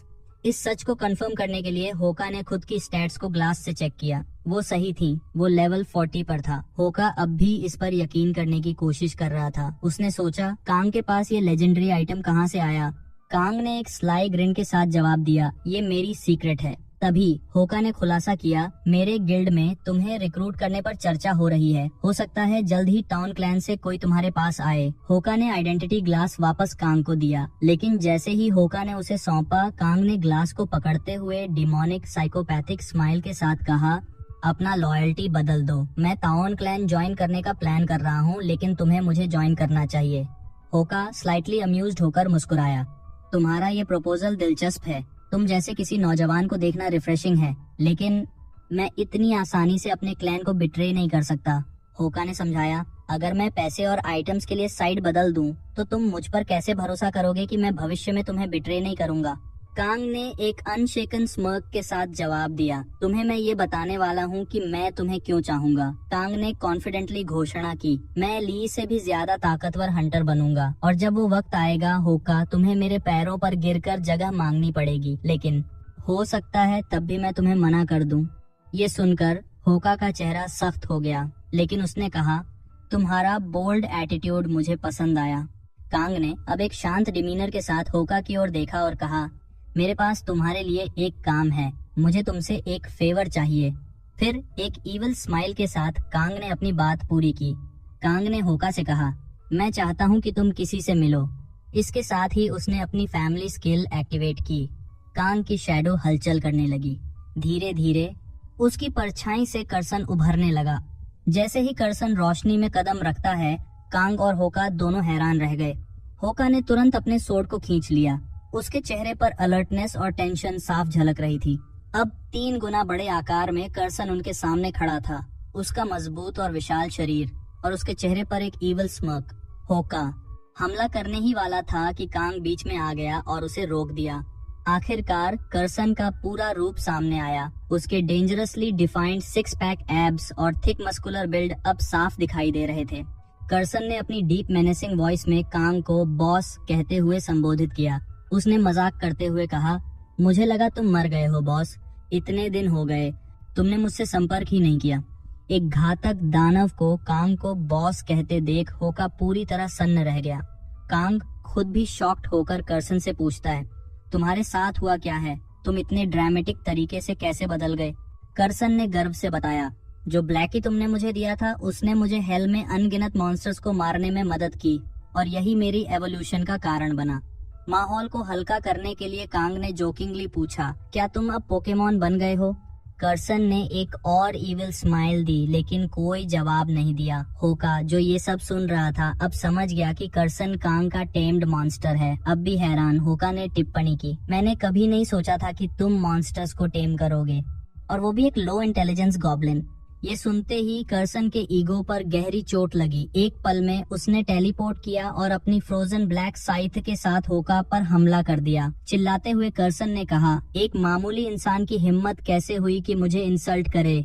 कर्सन का हमला इतना खतरनाक था कि होका मोमेंटरीली स्टन्ड हो गया और उसे रिट्रीट करने पर मजबूर होना पड़ा। बिना अपनी पूरी ताकत लगाए भी कर्सन ने होका को पूरी तरह ओवरपावर कर लिया। होका को एहसास हुआ कि ये गॉब्लिन, जिसे वो पहले लो इंटेलिजेंस समझ रहा था, उसकी पावर अनमैच्ड है। उसकी तलवार कर्सन के हमले के नीचे धीरे धीरे जमने लगी। अगर लड़ाई जारी रहती तो कर्सन होका की गर्दन उड़ा सकता था। कांग इस केओस से परेशान होकर गुस्से में चिल्लाया, कर्सन रुक जाओ, लेकिन कर्सन ने उसकी बात को अनसुना कर दिया। उसने होका को मॉकिंग टोन में ताना मारा, अब भी मुझे वीक गॉब्लिन समझते हो? कांग का गुस्सा अब चरम सीमा पर था। उसने एक एरोगेंट स्mirk के साथ कहा, अगर तुम नहीं रुके तो मैं तुम्हारे पूरे परिवार को खत्म कर दूंगा। कांग की धमकी सुनकर कर्सन ने मजबूर होकर अपना गुस्सा काबू में कर लिया। हालांकि उसकी झुंझलाहट साफ दिख रही थी। कांग ने एक और स्mirk के साथ होका की तरफ देखा और पूछा, अब क्या ख्याल है? क्या ये अब भी तुम्हारे लिए सिर्फ एक लो इंटेलिजेंस गॉब्लिन है? होका धीरे धीरे अपनी तलवार नीचे करते हुए मान गया, कर्सन की ताकत ये किसी भी चीज से ज्यादा है जो मैंने पहले कभी देखी हो। होका ने बताया कि उसने एक बार रूमर्स सुने थे। एक इंटेलिजेंट गॉब्लिन 1 स्टार डंजन में केओस मचा रहा था और नए हंटर्स को परेशान कर रहा था। उसे एहसास हुआ कि ये वही गॉब्लिन था, कांग का कर्सन। कांग ने अब भी स्mirk करते हुए होका से कहा, मुझे तुमसे एक छोटा सा फेवर चाहिए। कांग चाहता था कि होका कर्सन को एक डंजन में इलीगली ले जाए। कर्सन उस डंजन को संभालेगा क्योंकि ये डंजन स्पेसिफिक है। कांग ने स्क्रैप बुक से जो पढ़ा था उसमें पता चला कि इस डंजन के बाहर पहला हेलिश डंजन खुलने वाला है। ये डंजन ऐसा मॉन्स्टर अनलीश करेगा जिसने कभी मानवता को धमकी दी थी। किताब ने ये भी बताया कि धरती के हेल में बदलने की शुरुआत कैसे हुई। इन घटनाओं में कई की फिगर्स की मौतें शामिल थीं। पहली घटना को फ्लड कहा जाता है और ये चेजू आइलैंड पर होगी। कांग ने अपनी साइकोपैथिक डिमोनिक स्माइल के साथ घोषणा की, मैं इस डीप ब्रेक को अपने खास तरीके से रोकूंगा। उसकी इंटेंसिटी इतनी ज्यादा थी कि वो बाकी हानमा के फियर्स ऑरा जैसा लग रहा था। कांग की पूरी बात सुनने के बाद होका ने थोड़े अनईज के साथ कहा, मुझे अब भी समझ नहीं आता कि मैंने किस तरह के मॉन्स्टर से खुद को जोड़ा है। मॉन्स्टर? ये शब्द सुनकर कांग के चेहरे पर संतुष्टि की एक लहर दौड़ गई। उसने अपनी जेब से एक डेंस क्रिस्टल मूस निकाला। एक कॉन्फिडेंट स्mirk के साथ उसने कहा, यही मॉन्स्टर तुम्हें बहुत बढ़िया ऑफर दे रहा है ओल्ड मैन होका। कांग ने बड़े कॉन्फिडेंस के साथ जोड़ा, अब से मैं क्रिस्टल मूस की कीमत डबल करने वाला हूँ। ये सुनकर होका का चेहरा इरिटेशन से भर गया। उसने गुस्से में चिल्लाकर कहा, मुझे पहले से पता था कि तुम सिर्फ चोर नहीं हो, तुम तो डाकू हो। होका का गुस्सा अब उबाल पर था, लेकिन इससे पहले कि वो कुछ और कह पाता, कांग ने उसे शांत रहते हुए रोक दिया। पहले मेरी बात सुन लो, कांग ने कामली कहा, मैं क्रिस्टल मूस की कीमत डबल कर रहा हूँ। होका का चेहरा अब पूरी तरह हैरानी में बदल गया, क्योंकि कांग ने पहले क्रिस्टल मूस की सप्लाई बढ़ाने के उसके रिक्वेस्ट को साफ मना कर दिया था। इस रिफ्यूजल के कारण क्रिस्टल मूस की डिमांड मार्केट में और बढ़ गई थी। एक एरोगेंट टोन में कांग ने समझाया, मैं अच्छी तरह समझता हूँ क्रिस्टल मूस की इम्पोर्टेंस हाई रैंक्ड हंटर्स के लिए क्या है और इसका इस्तेमाल कैसे करना है, ये तो मैं और भी बेहतर जानता हूँ। क्रिस्टल मूस का जिक्र करते हुए कांग ने बताया, हाई रैंक्ड हंटर्स इसका इस्तेमाल टूल्स बनाने के लिए करते हैं जो उनकी माना को रिफिल करते हैं और उन्हें और ताकतवर बनाते हैं। फिर कांग ने खुलासा किया, मुझे ये सब पता है क्योंकि मैंने खुद अतीत में ऐसा एक क्रिस्टल बनाया था। सीन शिफ्ट होता है। कांग यूमिन को एक विशाल महल जैसे घर में लेकर आता है। दोनों इस घर की भव्यता देखकर चकित थे, लेकिन तभी उनके इस खास पल को एक फोन कॉल ने बाधित कर दिया। फोन बजा और कांग हल्का सा चिंतित दिखा। उसने फोन उठाया। दूसरी तरफ एक महिला की आवाज सुनाई दी। उसकी आवाज काम लेकिन ऑथोरिटेटिव थी। उसने न सिर्फ कांग का नाम लिया बल्कि उसे सीधे संबोधित किया।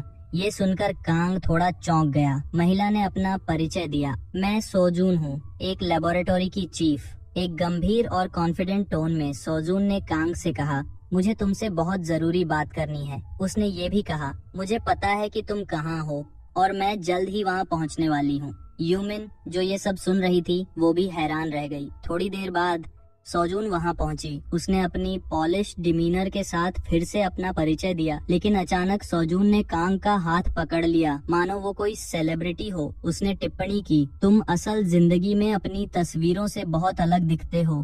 कांग हल्के अम्यूज्ड होकर जवाब देता है, मुझे भी तुमसे मिलकर मजा आया। लेकिन सोजून की नजर यूमिन पर पड़ते ही उसका टोन एकदम शार्प हो गया। उसने कहा, मैंने सोचा था कि यूमिन भी तुम्हारे साथ होगी। यूमिन सोजून को देखकर खुश बिल्कुल नहीं थी। उसने गुस्से में ग्लेयर किया। जल्द ही दोनों के बीच एक अजीब सी राइवलरी शुरू हो गई। सोजून ने मॉकिंगली कहा, तुम अब भी उसी लैब में फंसी हुई हो। वो जगह टेरेबल है। वो तुम्हारा सिर्फ एक्सप्लॉयटेशन कर रहे हैं। यूमिन ने तुरंत पलटकर जवाब दिया, कम से कम मेरी लैब तुम्हारी लैब से बेहतर है। उनकी हीटेड आर्ग्यूमेंट से ये साफ हो गया कि सोजून या तो यूमिन की माँ थी या उसकी बड़ी बहन। कांग उनकी रिलेशनशिप को लेकर पूरी तरह कंफ्यूज था। अचानक सोजून ने कांग के सामने कदम रखा। उसके चेहरे पर एक गंभीर और थोड़ा क्रीपी एक्सप्रेशन था। उसने घोषणा की, मैं ये घर तुम्हें बेचने वाली नहीं हूँ, बल्कि मैं इसे तुम्हें फ्री में दूंगी, लेकिन इसमें एक शर्त है। सोजून ने प्रस्ताव रखा, तुम्हें यूमिन की लैब ज्वाइन करनी होगी। उसने ये भी बताया, तुमने अभी तक किसी क्लैन को ज्वाइन नहीं किया है, तो ये तुम्हारे लिए एक अपॉर्चुनिटी है। सोजून ने डील को और मीठा बनाने के लिए कहा, मैं तुम्हें हर महीने $1 दूंगी। कांग सोजून की इंटेंशंस को तुरंत भांप लेता है। उसे समझ आ जाता है कि सोजून उसे सिर्फ एक एक्सपेरिमेंटल मॉडल की तरह देखती है। शांत लेकिन सख्त लहजे में कांग ने उसका ऑफर ठुकरा दिया।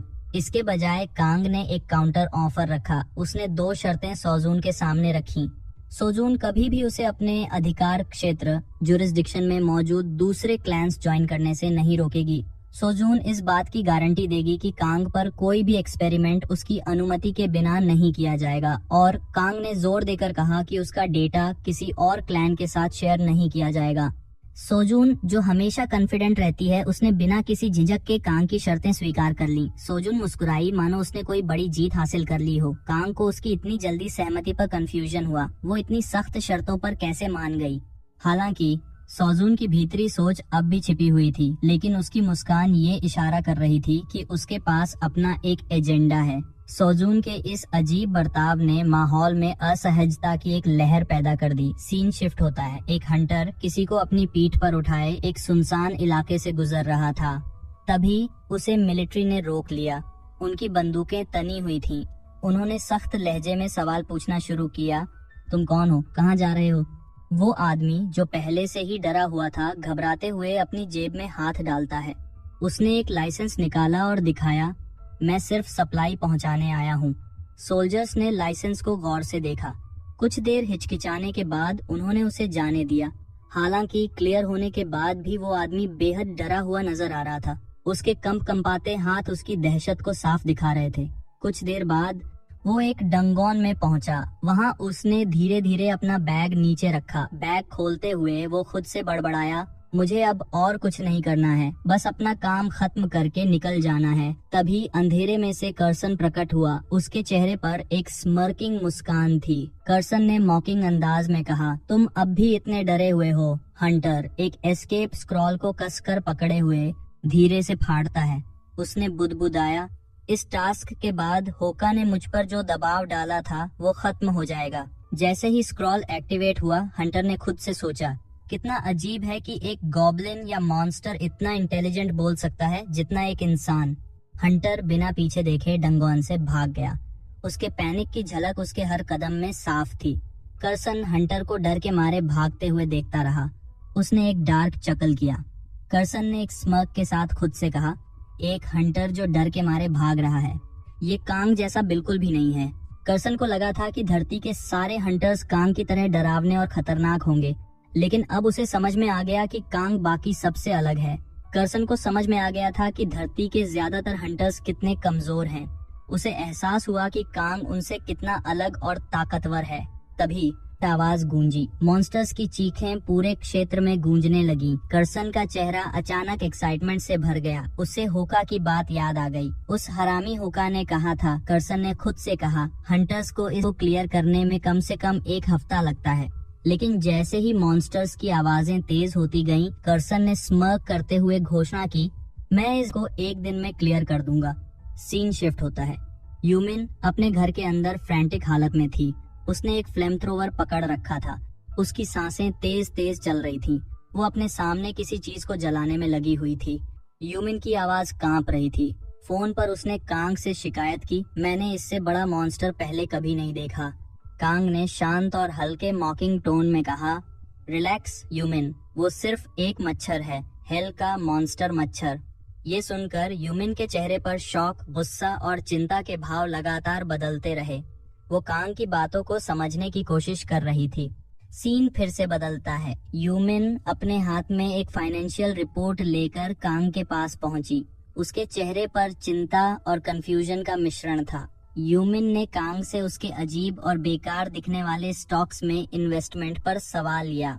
हालांकि उसने सीधे तौर पर ये नहीं कहा, लेकिन यूमिन को डर था कि कांग का पैसा बर्बाद हो जाएगा। लेकिन कांग को अपने फैसले पर पूरा भरोसा था। उसने कॉन्फिडेंस से एक स्मर्क दिया। कांग ने स्क्रैप बुक के बारे में सोचा। उसने पहले ही देख लिया था कि ये कंपनियां भविष्य में मल्टी मिलियनियर बनेंगी। कांग के लिए ये इन्वेस्टमेंट पैसे के बारे में नहीं था, ये ताकत के बारे में था। अगर कांग को धरती का सबसे ताकतवर इंसान बनना है और इसे नरक में बदलने से रोकना है, तो उसे एक सही टीम तैयार करनी होगी और इसके लिए उसे बहुत सारा पैसा चाहिए। सीन फिर से बदलता है। कांग अब एक शांत पहाड़ी इलाके में खड़ा था।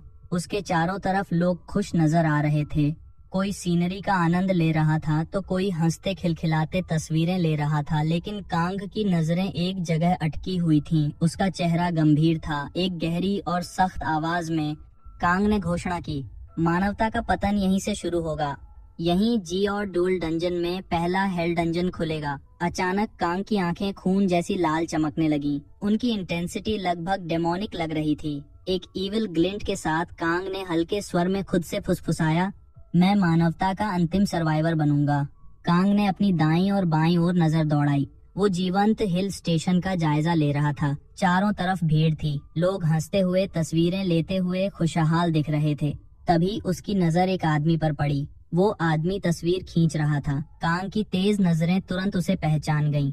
उसका नाम ही चोल था। कांग ने ही चोल की ओर कदम बढ़ाए। उसका दिमाग तेजी से दौड़ रहा था। यह वही व्यक्ति है जो इस जगह के महत्व को समझ चुका है, कांग ने खुद से सोचा। कांग जानता था कि यहाँ जल्द ही एक खतरनाक डंगोनन उभरने वाला है। क्या ही चोल वही है जिसने मिस्ट्री स्क्रैप बुक लिखी है, या फिर वो उससे जुड़ा हुआ कोई व्यक्ति है? कांग ने अपने मन में सवाल उठाए। आगे बढ़ते हुए कांग ने ही चोल का अभिवादन किया और विनम्रता से पूछा, क्या मैं जान सकता हूँ कि आप यहाँ हिल स्टेशन पर क्या कर रहे हैं? इसके बदले में ही चोल ने थोड़ी स्केप्टिसिज्म के साथ पूछा, आप कौन हैं? शांत और कंपोज्ड रहते हुए कांग ने अपना हंटर लाइसेंस दिखाया। उसने ही चोल को भरोसा दिलाया, मैं कोई संदिग्ध व्यक्ति नहीं हूँ, मैं तो बस इस इलाके में घूम रहा एक हंटर हूँ। लेकिन ही चोल का डिमीनर अचानक दुख भरा हो गया। उसने खुलासा किया, मैं एक रिसर्चर हूँ, मैं इस जगह को काफी लंबे समय से स्टडी कर रहा हूँ। ही चोल ने बताया, मेरी रिसर्च दिखाती है कि यहाँ जल्द ही एक कैटास्ट्रॉफिक डंजन ब्रेक होगा। इस जगह की संरचना, स्ट्रक्चर में गंभीर खामियां हैं, लेकिन जब भी मैं अपने फाइंडिंग्स दूसरों के साथ शेयर करता हूँ तो वे मेरी बातों को नजरअंदाज कर देते हैं। वो मेरी चेतावनियों को बकवास कहकर मजाक उड़ाते हैं। ही चोल ने धीरे से कहा, शायद मैं बहुत ज्यादा चिंता करता हूँ। कांग, जो इस बातचीत से और इंट्रीग्ड हो गया था, उसके करीब गया। उसने विनम्रता से ही चोल से अनुरोध किया, क्या मैं आपके फोन पर मौजूद तस्वीरें देख सकता हूँ? ही चोल थोड़ा झिझकते हुए अपना डिवाइस कांग को सौंपता है। कांग ने जैसे ही तस्वीरें स्क्रॉल की, उसका चेहरा सख्त हो गया। एक तस्वीर ने उसकी खास तौर पर ध्यान खींचा। उसकी आंखों में चमक आ गई। धीरे धीरे कांग के चेहरे पर एक गहरी संतोषजनक मुस्कान फैल गई। फोन वापस करते हुए कांग ने ही चोल को प्रोत्साहन भरे शब्द कहे, तुम्हारी रिसर्च मानवता के लिए आशा की किरण बन सकती है। तुम्हें अपने काम पर गर्व होना चाहिए। ये सुनकर ही चोल का जबड़ा खुला का खुला रह गया। पहली बार किसी ने उसकी मेहनत की सराहना की थी। अब तक सभी ने उसकी रिसर्च को सिर्फ उपहास का विषय माना था। जैसे ही कांग वहां से रवाना हुआ, ही चोल के मन में गहरी कृतज्ञता की भावना उमड़ पड़ी। जैसे ही चोल हिल स्टेशन की ओर वापस मुड़ा, उसके दिमाग में एक अजीब सा ख्याल आया। मैंने उस अजनबी को अपना नाम कभी नहीं बताया, ही चोल ने खुद से कहा। फिर उसे एहसास हुआ कि किसी तरह कांग को उसका नाम पहले से ही पता था। चारों तरफ नजर दौड़ाने के बाद ही चोल ने देखा कि कांग पूरी तरह से गायब हो चुका था। सीन शिफ्ट होता है। कांग ब्रेक की लोकेशन के पास खड़ा था। उसके हाथ में स्क्रैप बुक थी। उसकी आंखें भीड़ को स्कैन कर रही थीं। एक शांत भीड़ जो इस आने वाले विनाश से बिल्कुल अनजान थी। स्क्रैप बुक के मुताबिक जब ये जगह नरक बनेगी तो लाखों लोग मारे जाएंगे। कांग के होठों पर हल्की सी मुस्कान उभरी। उसने टाइमलाइन पर विचार किया। ब्रेक 2 महीने बाद होगा, कांग ने सोचा, लेकिन मेरे पास इंतजार करने का समय नहीं है। कांग ने कर्सन को पहले ही में भेज दिया था ताकि प्रक्रिया तेज हो जाए। अब ब्रेक करीब था।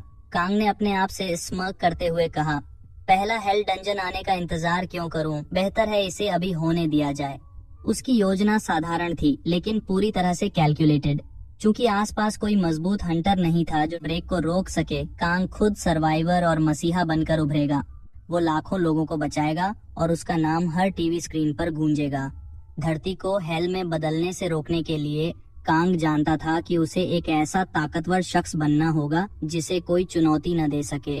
उसके लिए उसे अथॉरिटी चाहिए थी और वो अथॉरिटी तभी मिलेगी जब कांग खुद को इस ग्रह का अल्टीमेट सेवियर साबित करेगा। कांग ने अपने चारों तरफ भीड़ को देखा। लोगों की हंसी और खुशियां अब भी हवा में गूंज रही थीं। कांग ने सिर हिलाते हुए सोचा, इन लोगों को बिल्कुल अंदाजा नहीं है कि इनके ऊपर क्या आफत आने वाली है। तभी जमीन कंपाने लगी। कंपन तेज होते गए। भीड़ में पैनिक फैलने लगा, लेकिन कांग पूरी तरह अडिग खड़ा होकर एओस को देखता रहा। तभी कांग के होठों से एक तेज और गूंजती हुई हंसी निकली। उसने घोषणा की, आखिरकार वक्त आ गया। कांग मुस्कुराया। उसे पूरा यकीन था कि कर्सन ने अपना काम पूरा कर दिया है। सीन फिर से बदलता है। अब हवा केओस की गंध महसूस हो रही थी। मीडिया का झुंड वहां पहुंच चुका था। आसमान में मिलिट्री हेलीकॉप्टर्स की गड़गड़ाहट गूंज रही थी। नीचे मिलिट्री हंटर्स जानकारी इकट्ठा कर रहे थे, लेकिन ये साफ था कि ये कोई एलीट फोर्स नहीं थी। ये हंटर्स सिर्फ आइलैंड की प्रोटेक्शन टीम थे, ज्यादातर सी रैंक हंटर्स। तभी एक मिलिट्री आदमी ने अपने ब्रांच लीडर से बेहद अर्जेंसी में कहा, हम इस हालात को अकेले संभाल नहीं पाएंगे, हमें हाई रैंक हंटर्स को बुलाना होगा। ब्रांच लीडर गुस्से में चिल्लाते हुए अपनी टीम को फटकारने लगा। चेजू आइलैंड की आबादी करीब 2 लाख है। अगर हमें यहाँ मरना भी पड़े तो भी हमें रीइंफोर्समेंट्स के आने तक आइलैंड को संभालना होगा। ब्रांच लीडर गुस्से में अपनी टीम से मांग करता है, क्या तुमने ट्योन गिल्ड के हाई रैंक हंटर से संपर्क किया?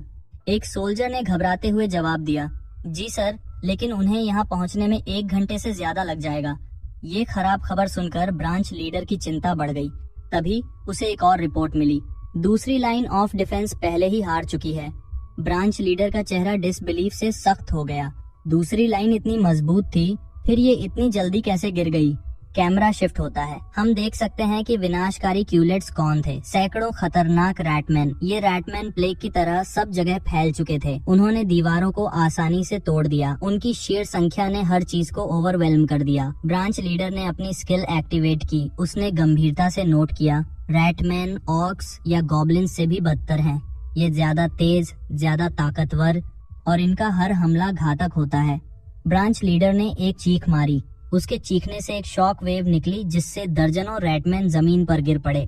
उस पल का फायदा उठाते हुए मिलिट्री हंटर्स ने चार्ज किया। हथियार उठाए। उन्होंने जितने ज्यादा रैटमैन को मार सकते थे मारने की कोशिश की, लेकिन उनकी जीत ज्यादा देर टिक नहीं पाई। तभी एक कड़ाके की गड़गड़ाहट डेफनिंग बैंग हुई। डिफेंसिव वॉल पूरी तरह ढह गई। मलबा डेब्री नीचे बरसने लगा। रेबल्स और सोल्जर्स हवा में उछलते हुए ब्रांच लीडर और उसकी टीम के ऊपर गिर गए। ब्रांच लीडर जमीन पर गिर गया। उसके सिर पर एक गहरी चोट से खून बहने लगा। उसकी नजर धुंधली होने लगी। उसकी ताकत खत्म हो रही थी। तभी उसकी आंखें शॉक से खुल गईं। उसने देखा कि एटर्ड वॉल से एक भयानक बॉस मॉन्स्टर निकल रहा था। एक विशाल 10 फुट लंबा वेयरवुल्फ। उसके तीखे दांत चमक रहे थे। उसके मजबूत रिफलिंग 6 पैक एबस चांदनी के नीचे चमक रहे थे। उसने एक हड्डियां कंपा देने वाली हाउल की। ये आवाज इतनी ताकतवर थी कि सभी मिलिट्री हंटर्स सिर्फ इस आवाज से बेहोश हो गए। ब्रांच लीडर जो किसी तरह होश में था, उसे एहसास हुआ कि हमारा अंत शायद यही है। लेकिन तभी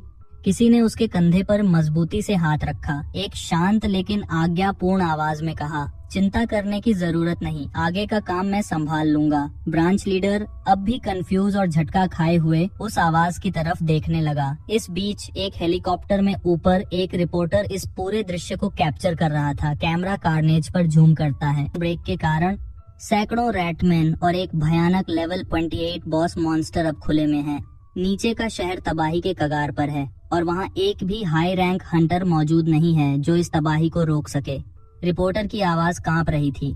ये एक महाकाय आपदा कैटास्ट्रोफी है। इस आइलैंड पर कोई हाई रैंकिंग हंटर नहीं है। रीइंफोर्समेंट्स के आने से पहले ये शहर पूरी तरह से गिर सकता है। हवा में तनाव महसूस किया जा सकता था। पूरी दुनिया अपनी स्क्रीन पर ये नजारा बेबस होकर देख रही थी। तभी एक धमाके बैम के साथ किसी ने लैंड किया। उसके लैंडिंग से उठी एक्सप्लोसिव शॉक वेव ने कई रैटमैन को कुचल कर रख दिया। फोकस कांग पर शिफ्ट होता है। कांग ने अपना हाथ फैलाया और शेयर स्ट्रेंथ से दर्जनों रैट गॉब्लिन्स को हवा में उड़ा दिया। कांग ने एक स्मग के साथ टिप्पणी की, अब मैं हेल के लेवल 15 मॉन्स्टर्स और धरती के लेवल 15 को अच्छी तरह कंपेयर कर सकता हूँ। तभी 2 रैट मॉन्स्टर्स कांग पर झपटते हुए उसे मारने की कोशिश करते हैं, लेकिन कांग सिर्फ एक स्विफ्ट किक से पहले को दूर फेंकता है और दूसरे को जबरदस्त पंच मारता है। जैसे ही ये दोनों मॉन्स्टर्स गिरते हैं, कांग ने एक अजीब आवाज सुनी, कड़कती और चटकती, क्रैकलिंग, क्रंचिंग। मॉन्स्टर्स जमीन पर गिरकर तुरंत मृत हो गए। कांग को समझ में आया कि उसका एक सिंगल पंच उन्हें मारने के लिए काफी था। दूर खड़े ब्रांच लीडर ने ये सब देखा। वो डिसबिलीफ में था। उसने सोचा, सिर्फ एक एस रैंक हंटर एक पंच में मॉन्स्टर को हरा सकता है। कांग खुद भी थोड़े हैरान था। ये मॉन्स्टर्स इतने आसानी से मर गए। धीरे धीरे कांग को समझ में आया कि हेल के लेवल 15 और अर्थ के लेवल 15 के बीच का फर्क धरती और आसमान जितना बड़ा है। इस रियलाइजेशन ने कांग के अंदर एक्साइटमेंट भर दिया। उसने सोचा, तो फिर ये बॉस मॉन्स्टर कितना ताकतवर होगा। अपनी स्किल्स को टेस्ट करने के लिए कांग ने डोमेन एक्सपेंशन एक्टिवेट किया। एक पल में उसकी डोमेन ने आसपास के सभी रैट मॉन्स्टर्स को विनाश कर दिया। लेकिन कांग को अब भी बेचैनी हो रही थी। रैट मॉन्स्टर्स की फ्रेजिलिटी उसे परेशान कर रही थी। तभी उसकी डोमेन ने एक विशाल आकृति का पता लगाया, वुल्फ बॉस मॉन्स्टर। ये विशाल प्राणी मुंह से लार टपकाते हुए धीरे धीरे कांग की ओर बढ़ रहा था। दूर से ये सब देख रहा ब्रांच लीडर अपने कमांडर्स को तैयार रहने का आदेश देता है। उसने स्वीकार किया, ये कांग जरूर एक हाई लेवल हंटर है। ब्रांच लीडर ने गंभीरता से सोचा, भले ही ये कांग एक एस रैंक हंटर हो, लेकिन लेवल 28 वुल्फ बॉस मॉन्स्टर से लड़ना किसी के लिए आसान नहीं है। लेकिन कांग, वो इस पल में थ्रिल्ड था। मॉन्स्टर की धीमी और जानबूझकर डराने वाली चाल बस कांग की एक्साइटेशन को और बढ़ा रही थी। तभी वुल्फ बॉस मॉन्स्टर हवा में छलांग लगाता है। उसके रेजर शार्प पंजे कांग को निशाना बना रहे थे। ऐसा लगा जैसे समय धीमा पड़ गया। कांग ने हवा में ही मॉन्स्टर का हाथ पकड़ लिया और एक तबाही भरी किक मारी। असर इतना जबरदस्त था कि वुल्फ बॉस मॉन्स्टर एक पल के लिए बेहोश हो गया। मॉन्स्टर जमीन पर गिरा। उसकी चीख दर्द और हार को बयां कर रही थी। कांग ने अपनी टांग से मॉन्स्टर को दबा लिया, उसके ऊपर पूरी तरह डोमिनेंस दिखाते हुए। कांग ने मॉन्स्टर पर खड़े होकर एक साइकोपैथिक स्मर्क के साथ उसकी तरफ देखा। कांग ने सिर्फ मॉन्स्टर को हराया नहीं, बल्कि उसने उसे खा भी लिया। ये वाकई अपने टाइटल के लायक था, कांग ने टिप्पणी की। मॉन्स्टर की ताकत साफ झलक रही थी, लेकिन कांग की शेयर पावर ने उसे डर और दहशत से भर दिया था। वुल्फ बॉस मॉन्स्टर डर के मारे चिल्लाने लगा। उसकी पूंछ पैरों के बीच दब गई। मॉन्स्टर ने दया की भीख मांगनी शुरू कर दी, यहाँ तक कि उसने सरेंडर का इशारा करते हुए अपने हाथ ऊपर उठा दिए। मॉन्स्टर पूरी तरह हार मान चुका था। दूसरी तरफ ब्रांच लीडर और उसके साथी ये सब देखकर हैरान रह गए। उनमें से एक ने पूछा, सर, क्या आप इस हंटर को जानते हैं? क्या मॉन्स्टर्स को टेम करना उसकी स्किल का हिस्सा है? ब्रांच लीडर अब भी सन्न कुछ नहीं बोल पाया। उसका चेहरा गंभीर था, जैसे वो कांग को डांटते हुए देख रहा था। कांग बॉस वेयरवुल्फ को एक बच्चे की तरह डांट रहा था। वेयरवुल्फ कांग से माफी मांगने लगा। उसकी मॉन्स्ट्रस ऑरा पूरी तरह खत्म हो चुकी थी। अब वो सिर्फ एक डरे हुए प्राणी जैसा दिख रहा था। ब्रांच लीडर का मुंह खुला का खुला रह गया। उसने महसूस किया कि कांग से एक डरावनी शैतानी ऑरा निकल रही थी। ऐसा लगा जैसे असल मॉन्स्टर कांग है और वो वेयरवुल्फ सिर्फ एक डरा हुआ